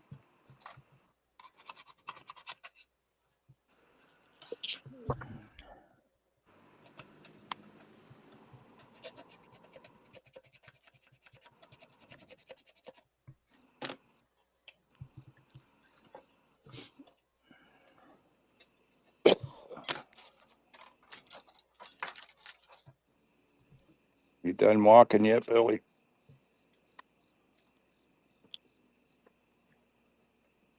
We've only been around the block probably 6 times now.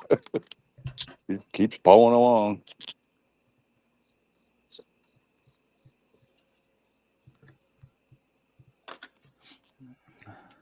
Man, somebody's grilling. Man, it smells good. Smells like a big old T-bone burning or something.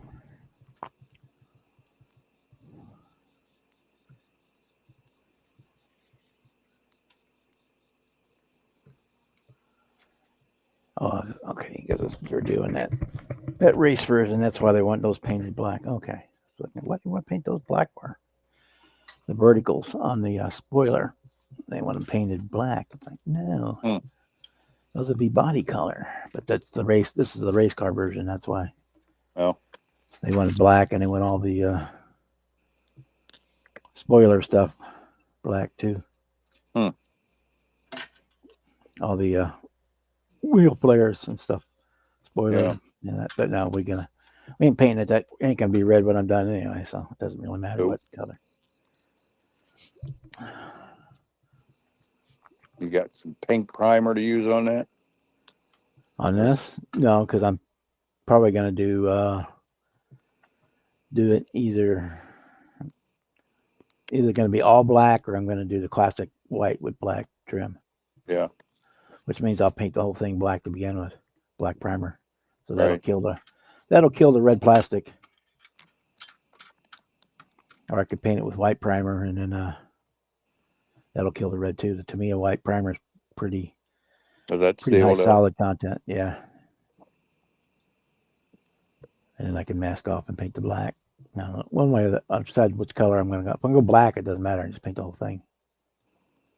Because then it'll be black on black. Or you don't do the little vents and all that stuff. You have to make them a separate color. I had to think of the last red plastic when I did. I think it was a 57 Chevy Nomad. I primed it and the red was coming through it. Went ahead and shot it with purple nail polish anyway, so it didn't really matter.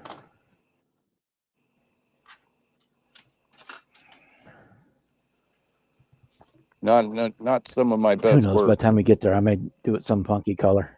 Yeah. I'll go to the restroom. I'll be right back. All righty. Gotta pay the water bill.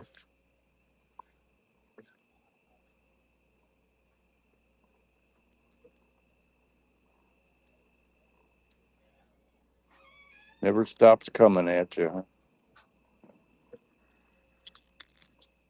Oh, let me turn my camera around, maybe. Oh, crap. Yep, wrong button.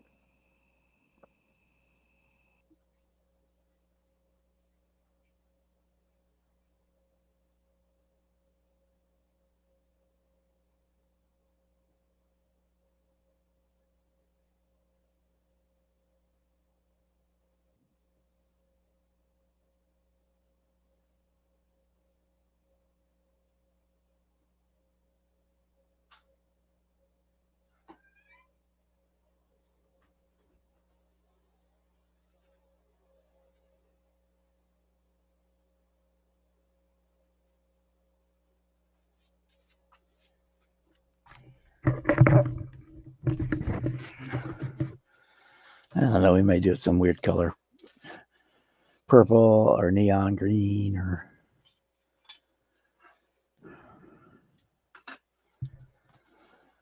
Okay, so we don't want to glue those on until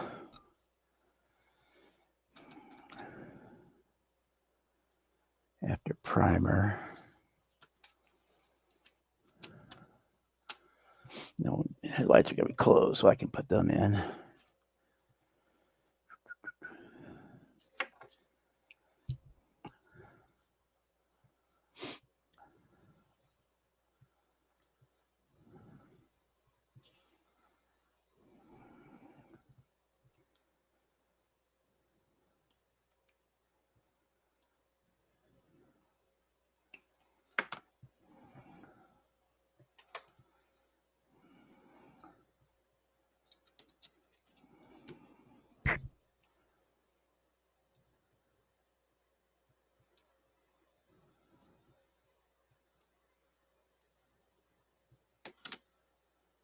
Okay.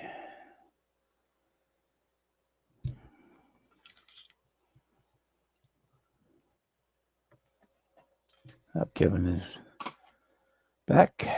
Yeah, every time I go past that 5G pole out here, it knocks me off here. Right in front of my house. I don't know why it does that.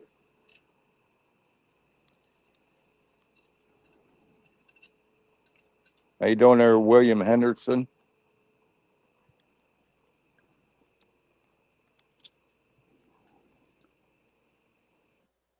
Hey, how are you doing tonight?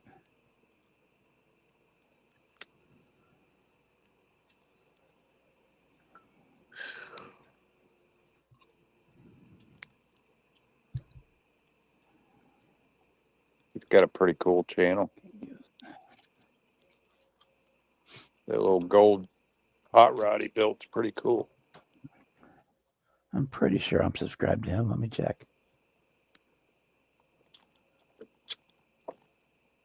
Yeah, he was on Brian's Live the other night.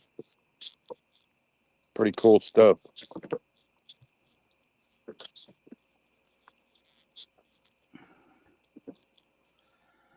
No, I wasn't, but I am now.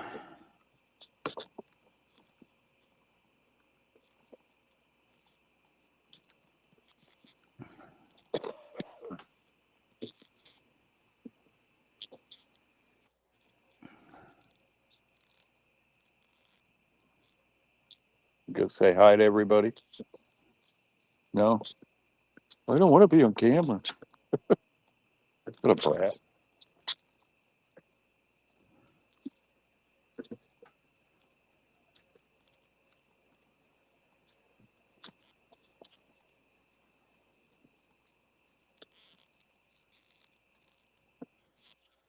Thanks, Scooter. I tried to do this on Tuesdays, but I said I couldn't do it this week because I had to go deal with moving Mom to a new nursing home. Yeah, it's up to Bob there, William. I'm sure Bob wouldn't mind you being on. Volunteering. Oh, if you'd like to come in. Yeah, sure. The link is pinned to the top.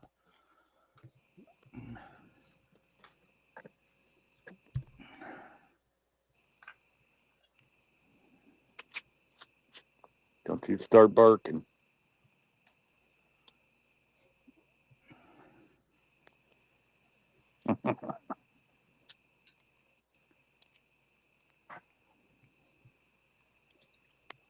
Well, you don't tire out easy, do you, Billy?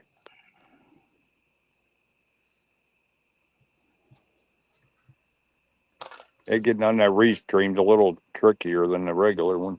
Yeah. I don't know why my phone wants to act like that. I had to keep copying and pasting until it finally came up. Hoping when this one expires, by the time that that StreamYard's come to their senses and have lowered their prices, but I don't know if they will or not. Yeah, that's pretty crazy. $400 a year, ain't that what you said? Yeah, Hey. and it, last time I looked on it, they were running a half price sale, so that it would have been the same price, as I used to pay, which is fine. What's up, Steven? Because I mean, I get like $125 a year is what I get from YouTube for the monetization. That's all I get. So Really? I guess you're not getting rich at that rate. no, definitely not. So I'm definitely not doing it for the money. No. Yeah, I could see that. But it was enough basically to cover the expense of the streaming, mostly. Same thing from the channel members. I make like $1, $2.10 a month from the channel members because YouTube takes most of that money. So yeah, I get about $150 a year is all I get, but it helps. Yeah, you'd think they could do a little better than that. Well, I don't get the views that, and I'm kind of stuck at that 1,500 subscribers. It seems like if I get 10 and 12 go away, and then I get 15 and 6 go away, and I get 10 and Huh. 8 go away. And so it's kind of,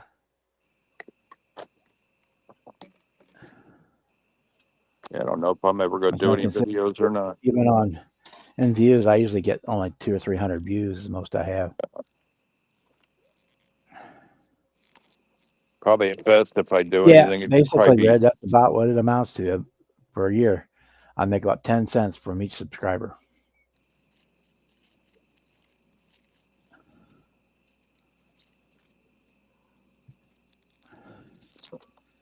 And it's almost not worth the hassle for the extra work you've got to do every time you upload a video, be with the monetization stuff.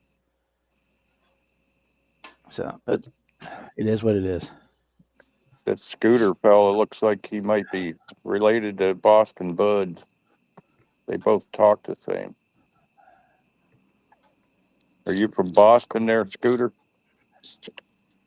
Oh, Red, I didn't realize you didn't have a wrench. Let me get over there and fix that.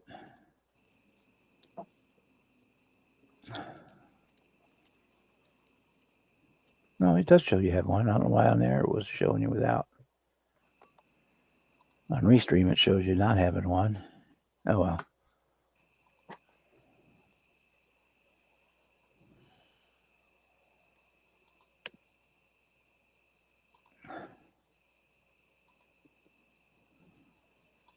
What are you working on there, Steven?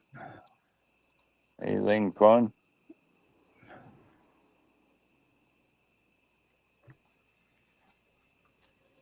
Georgia, huh?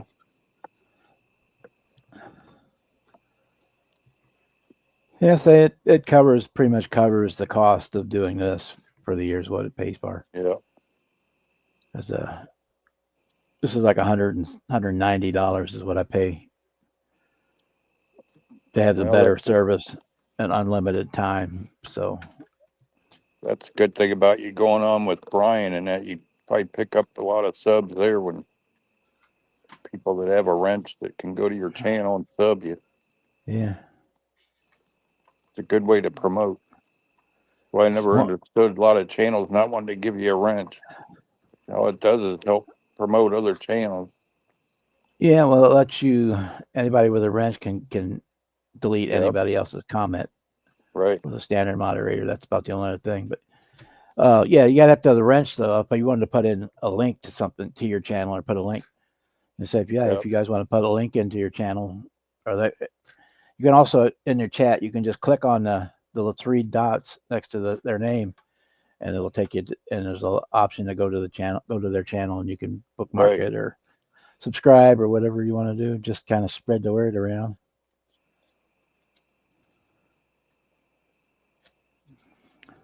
Taking a Just break watching. this watch. That works. Sounds like me, Steven. I couldn't tell you last time I built something.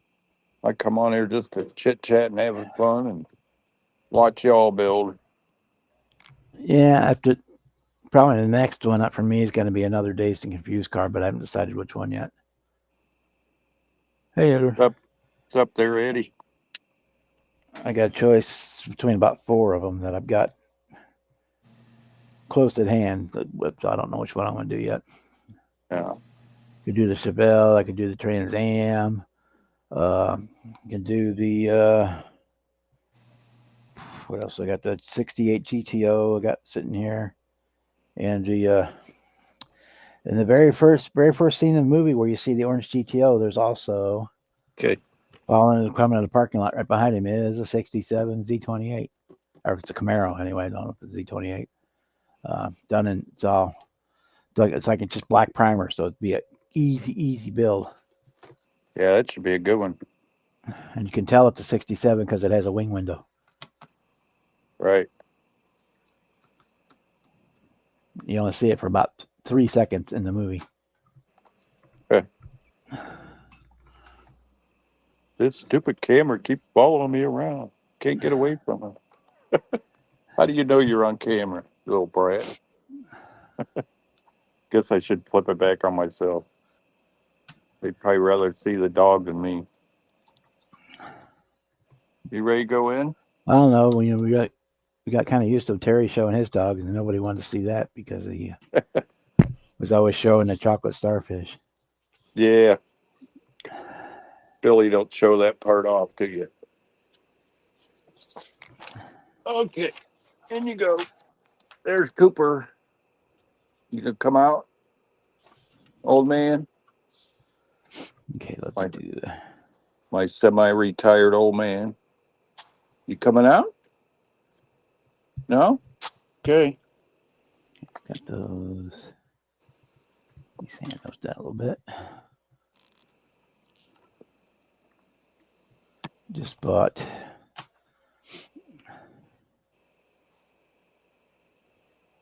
Yeah, Together same with here. me, Scooter.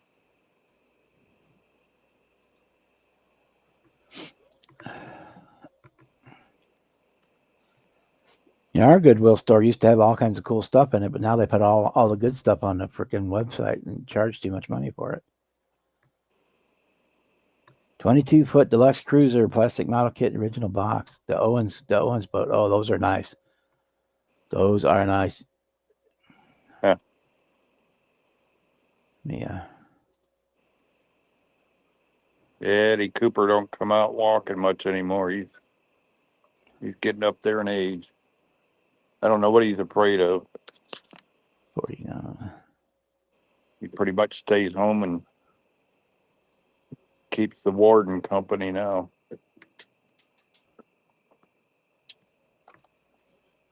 Still not sure if we're going to get another puppy yet or not. Come on. We haven't made up our mind.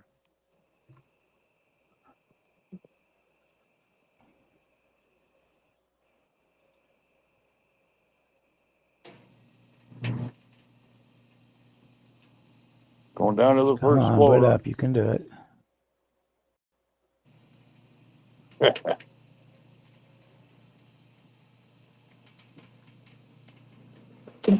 What are we looking at? Boat? Yeah. Ship? Oh, the kit that The Red screen's got. so Yeah. tiny. The Owens cruiser. Why did my light flash?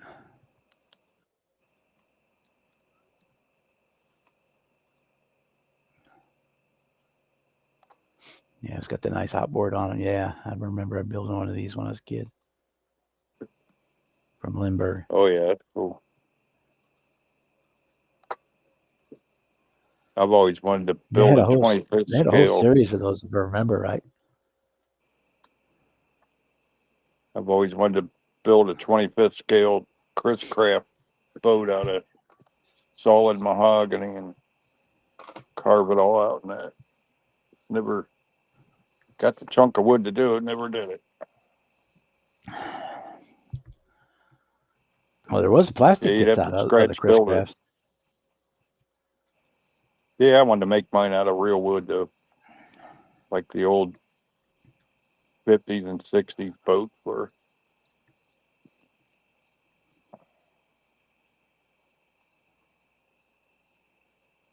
Definitely probably have to scratch build a trailer for that one too, wouldn't you? Yeah. If it's gonna pull it behind something. Or is that too big to pull? I just thought it'd be cool to put behind some of my 50s cars. Okay. I won't glue those on yet. Here's this. That. Make sure it's empty before I throw it away. Yes, it's empty.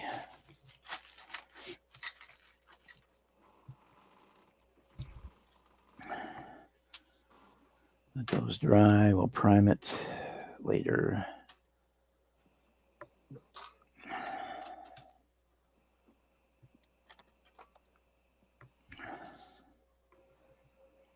Like a JFK boat. Lady overboard. That's funny.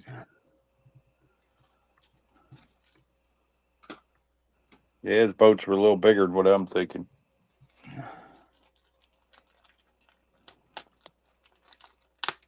Yeah, those Chris crafts were beautiful with the woodwork on them and awful lot of maintenance. batting strips in between. Yeah, 20-footer would be about right for pulling behind on a trailer.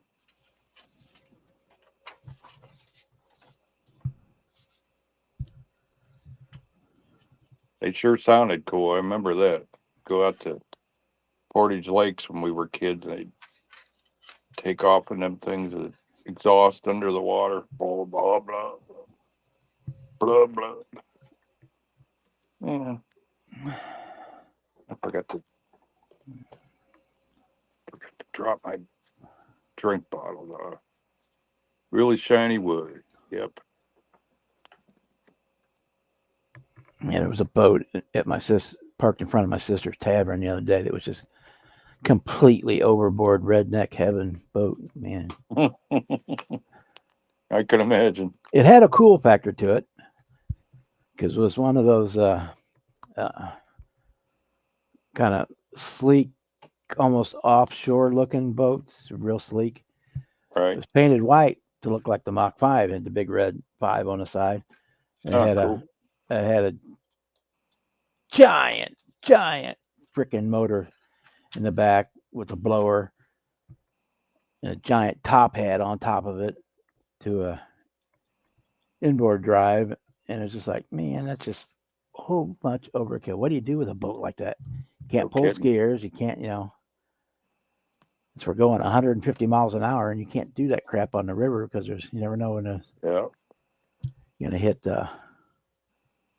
debris in the river. That'd be like 8 gallons to the mile on a boat. Yeah. I remember we go out to Point Place in Turtle Island. We'd run through 5 gallons in no time.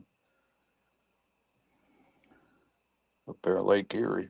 It looked cool, but it definitely looked like a redneck lottery win type boat. Probably had a big Allison V12 or something in it. No, it was a V8. Was it? I didn't get close enough to look at it to see if it was a Hemi or a big block Chevy, but it was super. Had the big freaking blower sitting on top, and then the bug catcher top hat, whichever one you prefer. Yeah. On top of that. Yeah, my bosses had twin Mer Cruisers in his. I think they were like 429s or something like that. Had the big fly bridge. No, this was a straight up speedboat. It was. Oh, was it? Yeah, nothing. It was for nothing but going fast. Yeah. Yeah, we spent a lot of time out fishing in that thing. You had all the outriggers for your poles and all that stuff.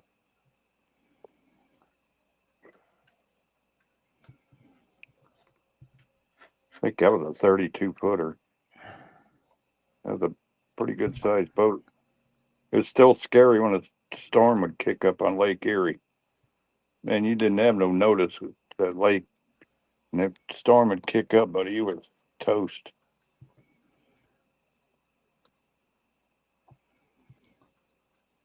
I remember what my neighbor used to go through with his wood boat. Every winter, he'd have it pulled in his garage under the house and revarnishing the bottom of it. That was definitely a pile of work. Oh, man.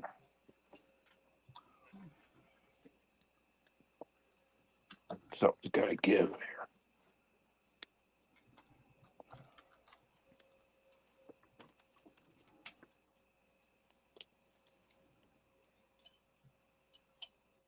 Yeah, that's why I'm kind of hesitant getting that new puppy when they're talking about back surgery again.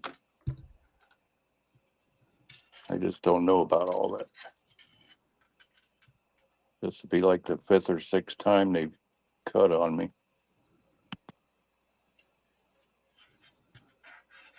You got somebody to come in and take care of Roxy while you're in the hospital for that stuff? Probably not. Yeah, before I had her to take care of me when or aftercare, but so I said it's going to have to be a major emergency before I do anything. If anything, they're going to have to take the stimulator out of my back. That's going to have to go pretty soon.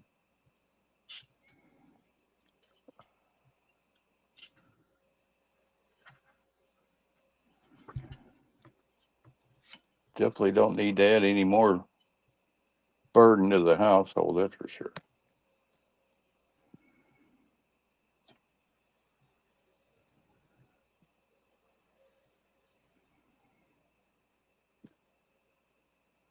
Call it the Red Rocket, huh?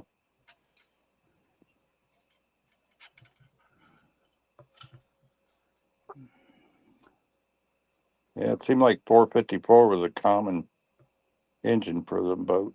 Yeah, well, they're easy to come by and easy to service, and Yeah.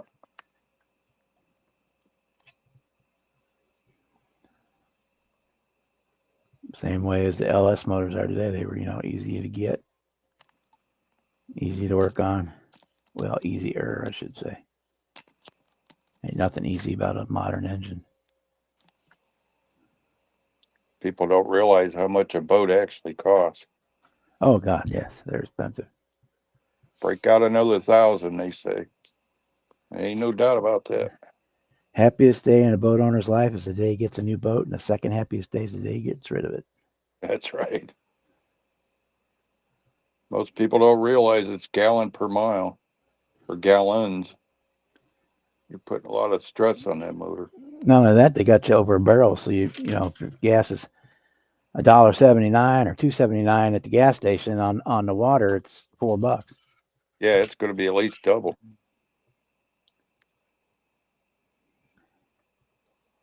If you're running a ski boat, you can't carry enough fuel for all weekend. So you're gonna have to fill it up at least once, maybe twice, in the marina, which is going to cost an arm and a leg.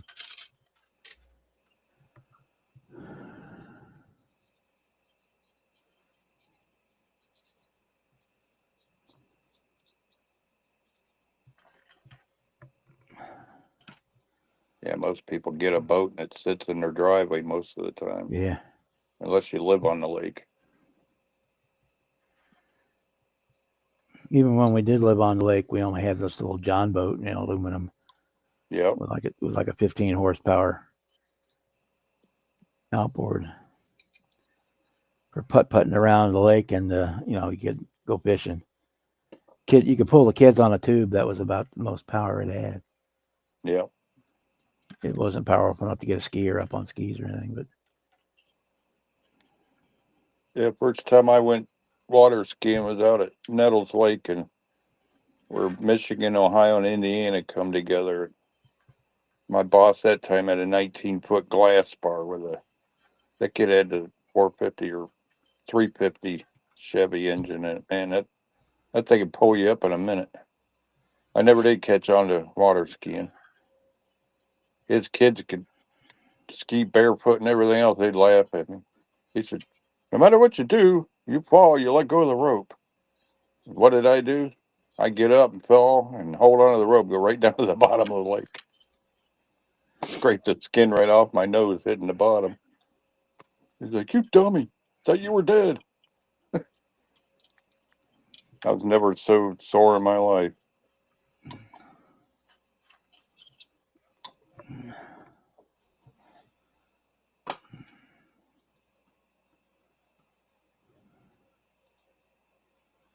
Yeah, those Sea-Doos are probably two-cycle to boot. You got to mix the oil and gas, too.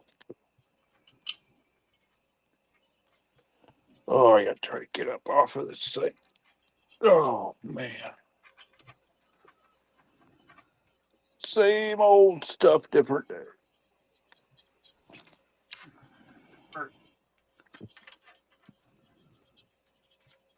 You get your test results yet back, Bob? Yes and no. It's a no. I mean, they show up online in my medical result thing, Yeah. and it shows everything clear, but the doctor's not called me yet, so I don't know. Huh. what's up with that. But I mean, everything it showed. Uh, the biopsies all showed normal, so I'm not worried about it. But Huh. it was kind of strange that the doctor's office never called and said, hey, everything's all right. Yeah. Yeah, I was kind of surprised how fast I got my results from my CAT scan. It was a week ago, and they called me Monday and had me in yesterday already. I figured that wasn't good news if he called and wanted him to see me that soon.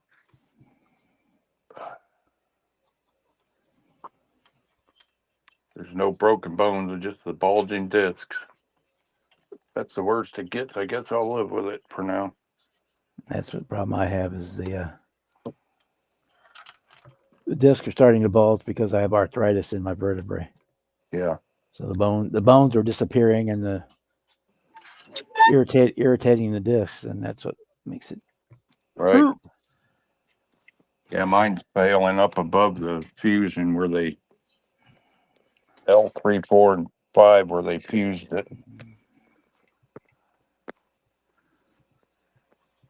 They did a CAT scan a year ago that's a little worse than this time than that. Really didn't need a test to tell me that. I knew there was something going on. Can't even walk across the yard without cringing. Yeah, you don't need to go in that machine and know your back is hurting you. Yep. Yeah, doc, I figured that all out by myself.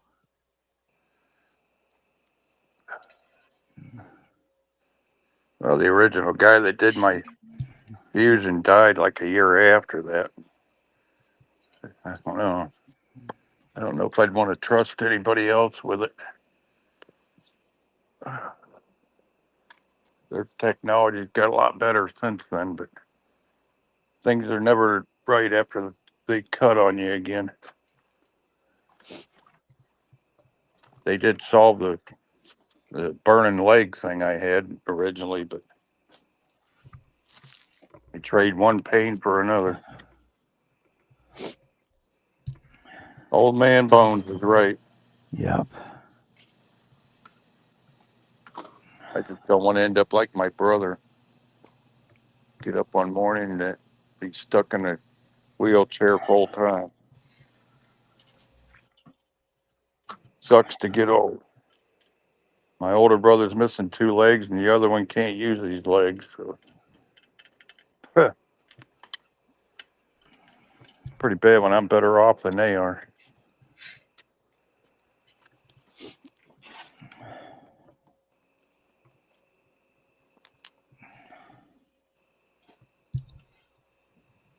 Yeah, Chet, they call that a wet reading, what the doctors call it.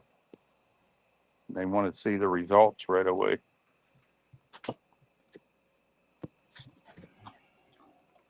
My primary care doctor's pretty much on the ball, though. Yeah, mine is too. My new one. The old one was great, and he retired. It took me a little while to get used to this new one, but he's doing pretty good now. Now we kind of have a rapport, and he knows where I'm at, and I know where he's at. And Yeah. I had to have insurance papers filled out. Usually a doctor will take 2 or 3 weeks to get stuff like that done. I didn't even get out to the car and they had them done. She texted me and said, your paperwork's done. Like, dang, that's fast. Every 2 years, my disability insurance wants the paperwork filled out. It used to be quite a nightmare with the other doc.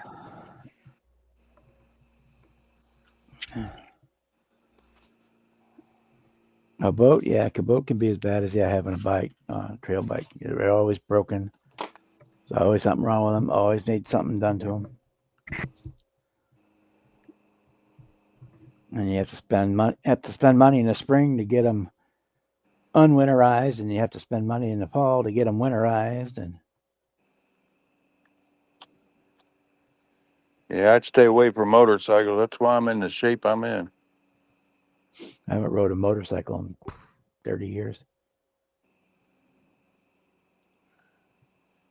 when I was 12 years old when that happened. It never got near another one after that.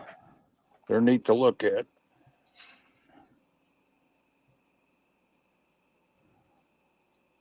Some people can ride them and not have an issue. But shoot, I wasn't even on the thing. It still got run over.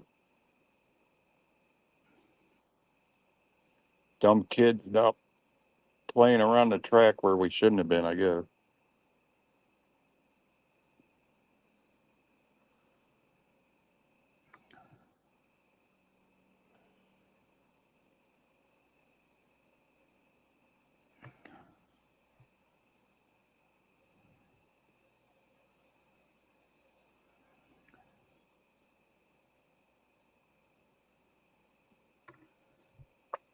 Yeah, a lot of people I know, they ended up being donor cycles. The worst one was my cousin 5 or 6 years ago. He dropped his Heritage Harley down on the highway and got up, walked out the street, said, "I'm all right, you guys." A damn Peterbilt come along and ran over him. It's like, you gotta be kidding me. That happened down in Coleman, Alabama. I looked it up on their local newspaper down there. It said, "Coleman man killed by semi truck, blah, blah, blah." Yeah, using oil send out first is a airplane guy and a armor guy and a ship guy trick of the trade that you do. They call it interference colors. You'll put little dots like on a ship for rust. They'll put little dots of a rust colored oil all over the model, and then they go back and they dip their brush in turpenoid and they use that to blend it in. Yep. To blend the colors in. It's just kind of like doing panel liner, but on a bigger scale. And you can go and you put all kinds of different colors in and get different colors showing up and all kinds of goodies. Okay.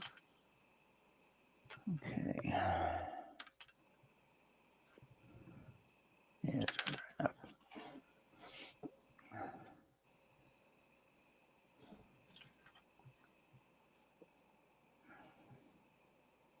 Yeah, back when I was building, I just took Tester's flat black and made my own wash. Probably not as easy as that panel liner, though. One nice thing with panel liners, like most Tamiya paints, there's either acrylic or lacquer. This is enamel, so it doesn't mix with the other ones, so it doesn't lift the color or anything like that. How's it going there, Mr. Lawless?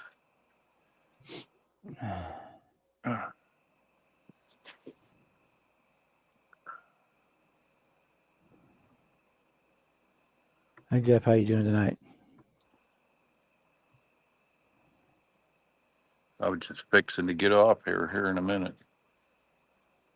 Oh, let's go and see if she's ready to eat again. Or ready to eat. Yeah, last time I rode a motorcycle, it was like 70 degrees that day, and I parked it out in front of my house. And I got up the next morning, and there was 6 inches of snow on the ground.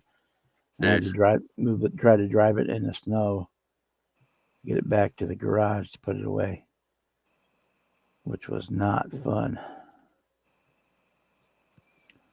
That could be quite a wait there, Jeff. Women in their stores. That was the thing about Roxy. She'd go in the store, she'd be out before everybody else.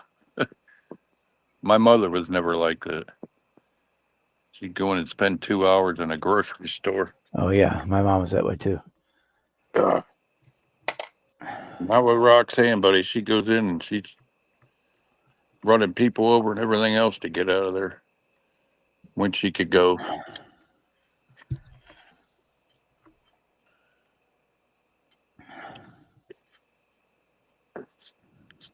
I just dropped her off the door and stay out of her way.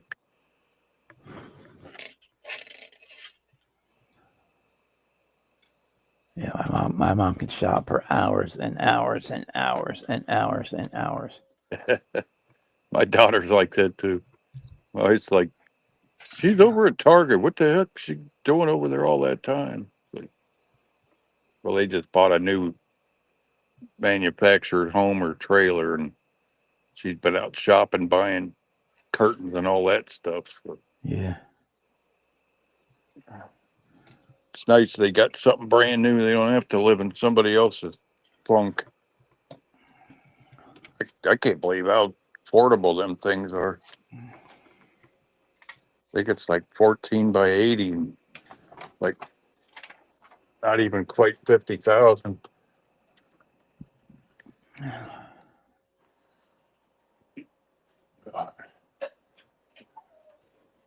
Oh, quit your whining. Yeah. You can get for about a third of the cost of a regular stick built house. You can get the same house for as a modular manufactured. Yeah, the only bad thing, it's in a trailer park lot. But they're pretty good sized lots.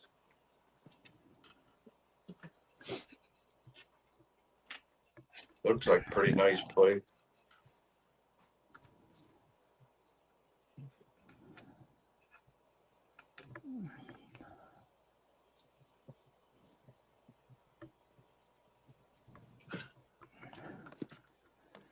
Yeah, my grandparents had bought one, and it was a manufactured house, and it basically came out in modules. Yeah. Huh. That's how we started out. I think ours was 12 by 70. Pretty nice little trailer. This one was like each room was a module. And, Yeah, where they have the little bump outs and stuff. in fact, the bathroom was a separate module, and it was all plumbed and everything ready to go in. All they brought crane lifted it off the truck, set it into place. Yeah. And 20 minutes later, you had power and water go into it. Yeah, back then we had to seal the roof every 5 years with that bucket of silver slop. Now they got shingle roofs on them. Yeah, there's a whole thing set on a concrete foundation. It basically just it was a stick built house, but it was just built somewhere else and brought in pieces, and Right. the big pieces were put together on site. See you, Jeff. He's probably already gone. Yep. Well, she said she's done shopping. Yep.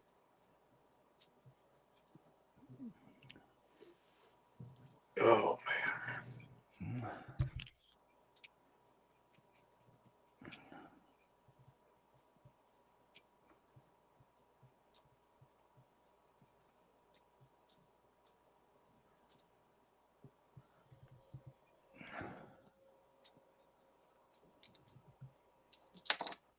Oh man.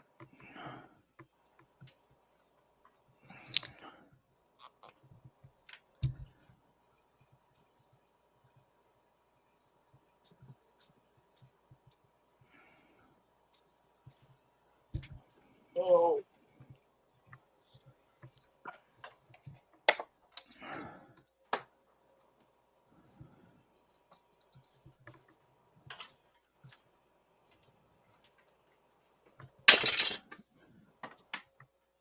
Boston won, huh?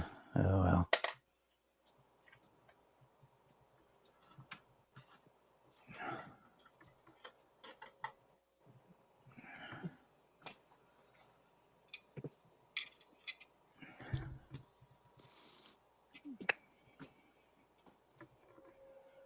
Don't remember if there's decals for that or not. I think I'm gonna turn the camera that way. I don't think anybody wants to see me change shirts again. No, we've got all the photos of that we need. I forgot all about it. You might know Gary would take advantage of that.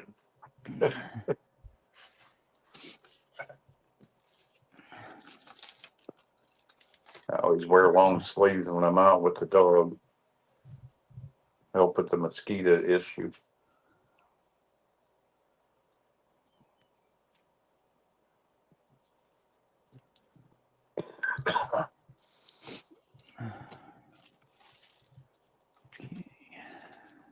Oh, What time is it? no We go about thanks. 10 more Hutch. minutes and I'm going to shut her down.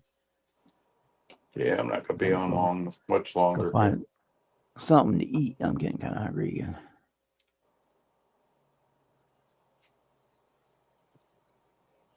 Gary wants feet. Don't think you want to see mine. He's a twisted fella, ain't he?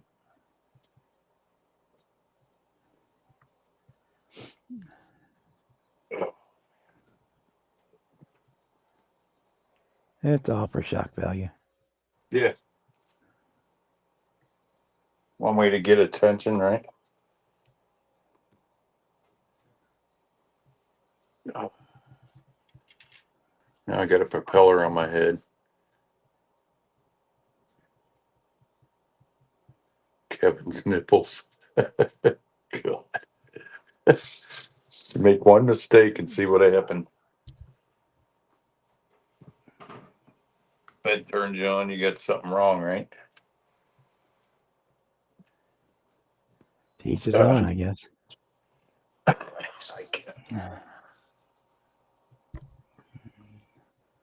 Oh boy.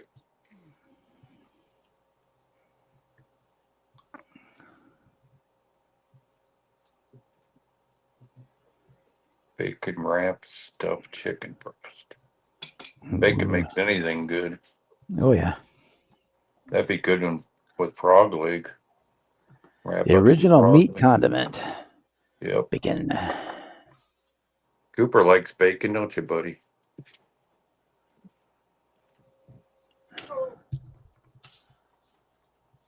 Thing is, he's getting spoiled on it.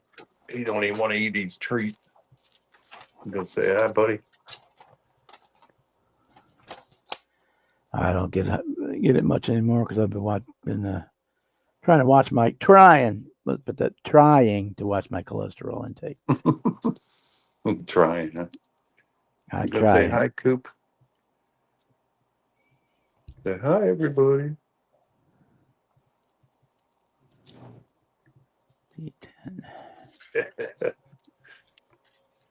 You good old boy. Huh?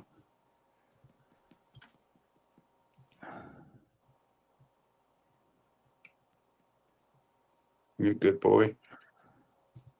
Hmm? You ready to finish your dinner?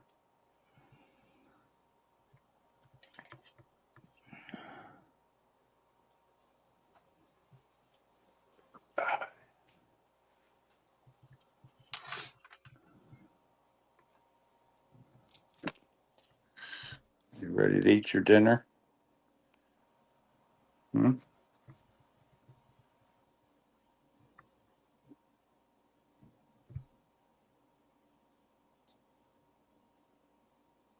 You gonna go over there and lay on your little pillow?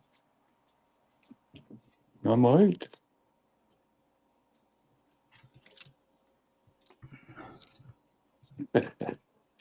Okay. Yeah, what was that cartoon? Oh, excuse me.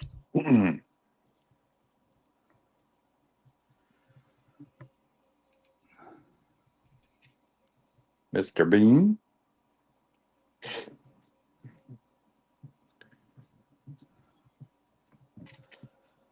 I bet the warden would know.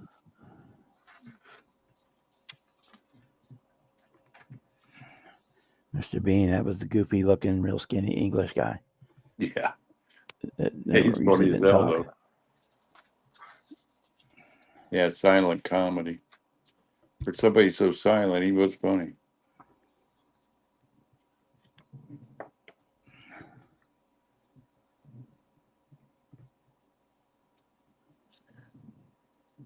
Well, at least I wear my propeller a different place than Cliff, right? Yeah. Nobody wants to see that.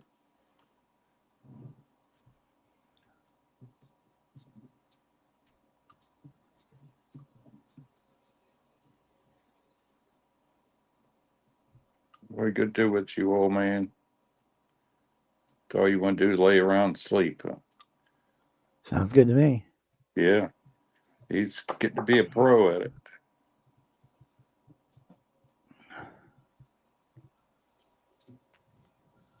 Yeah.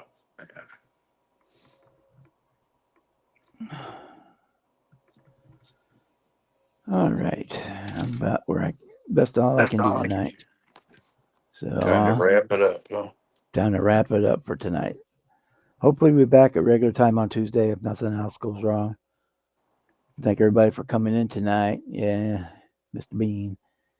Sounds good to me. We'll Well, see you guys all next time. Have a good night, everybody. Thanks for putting up with me.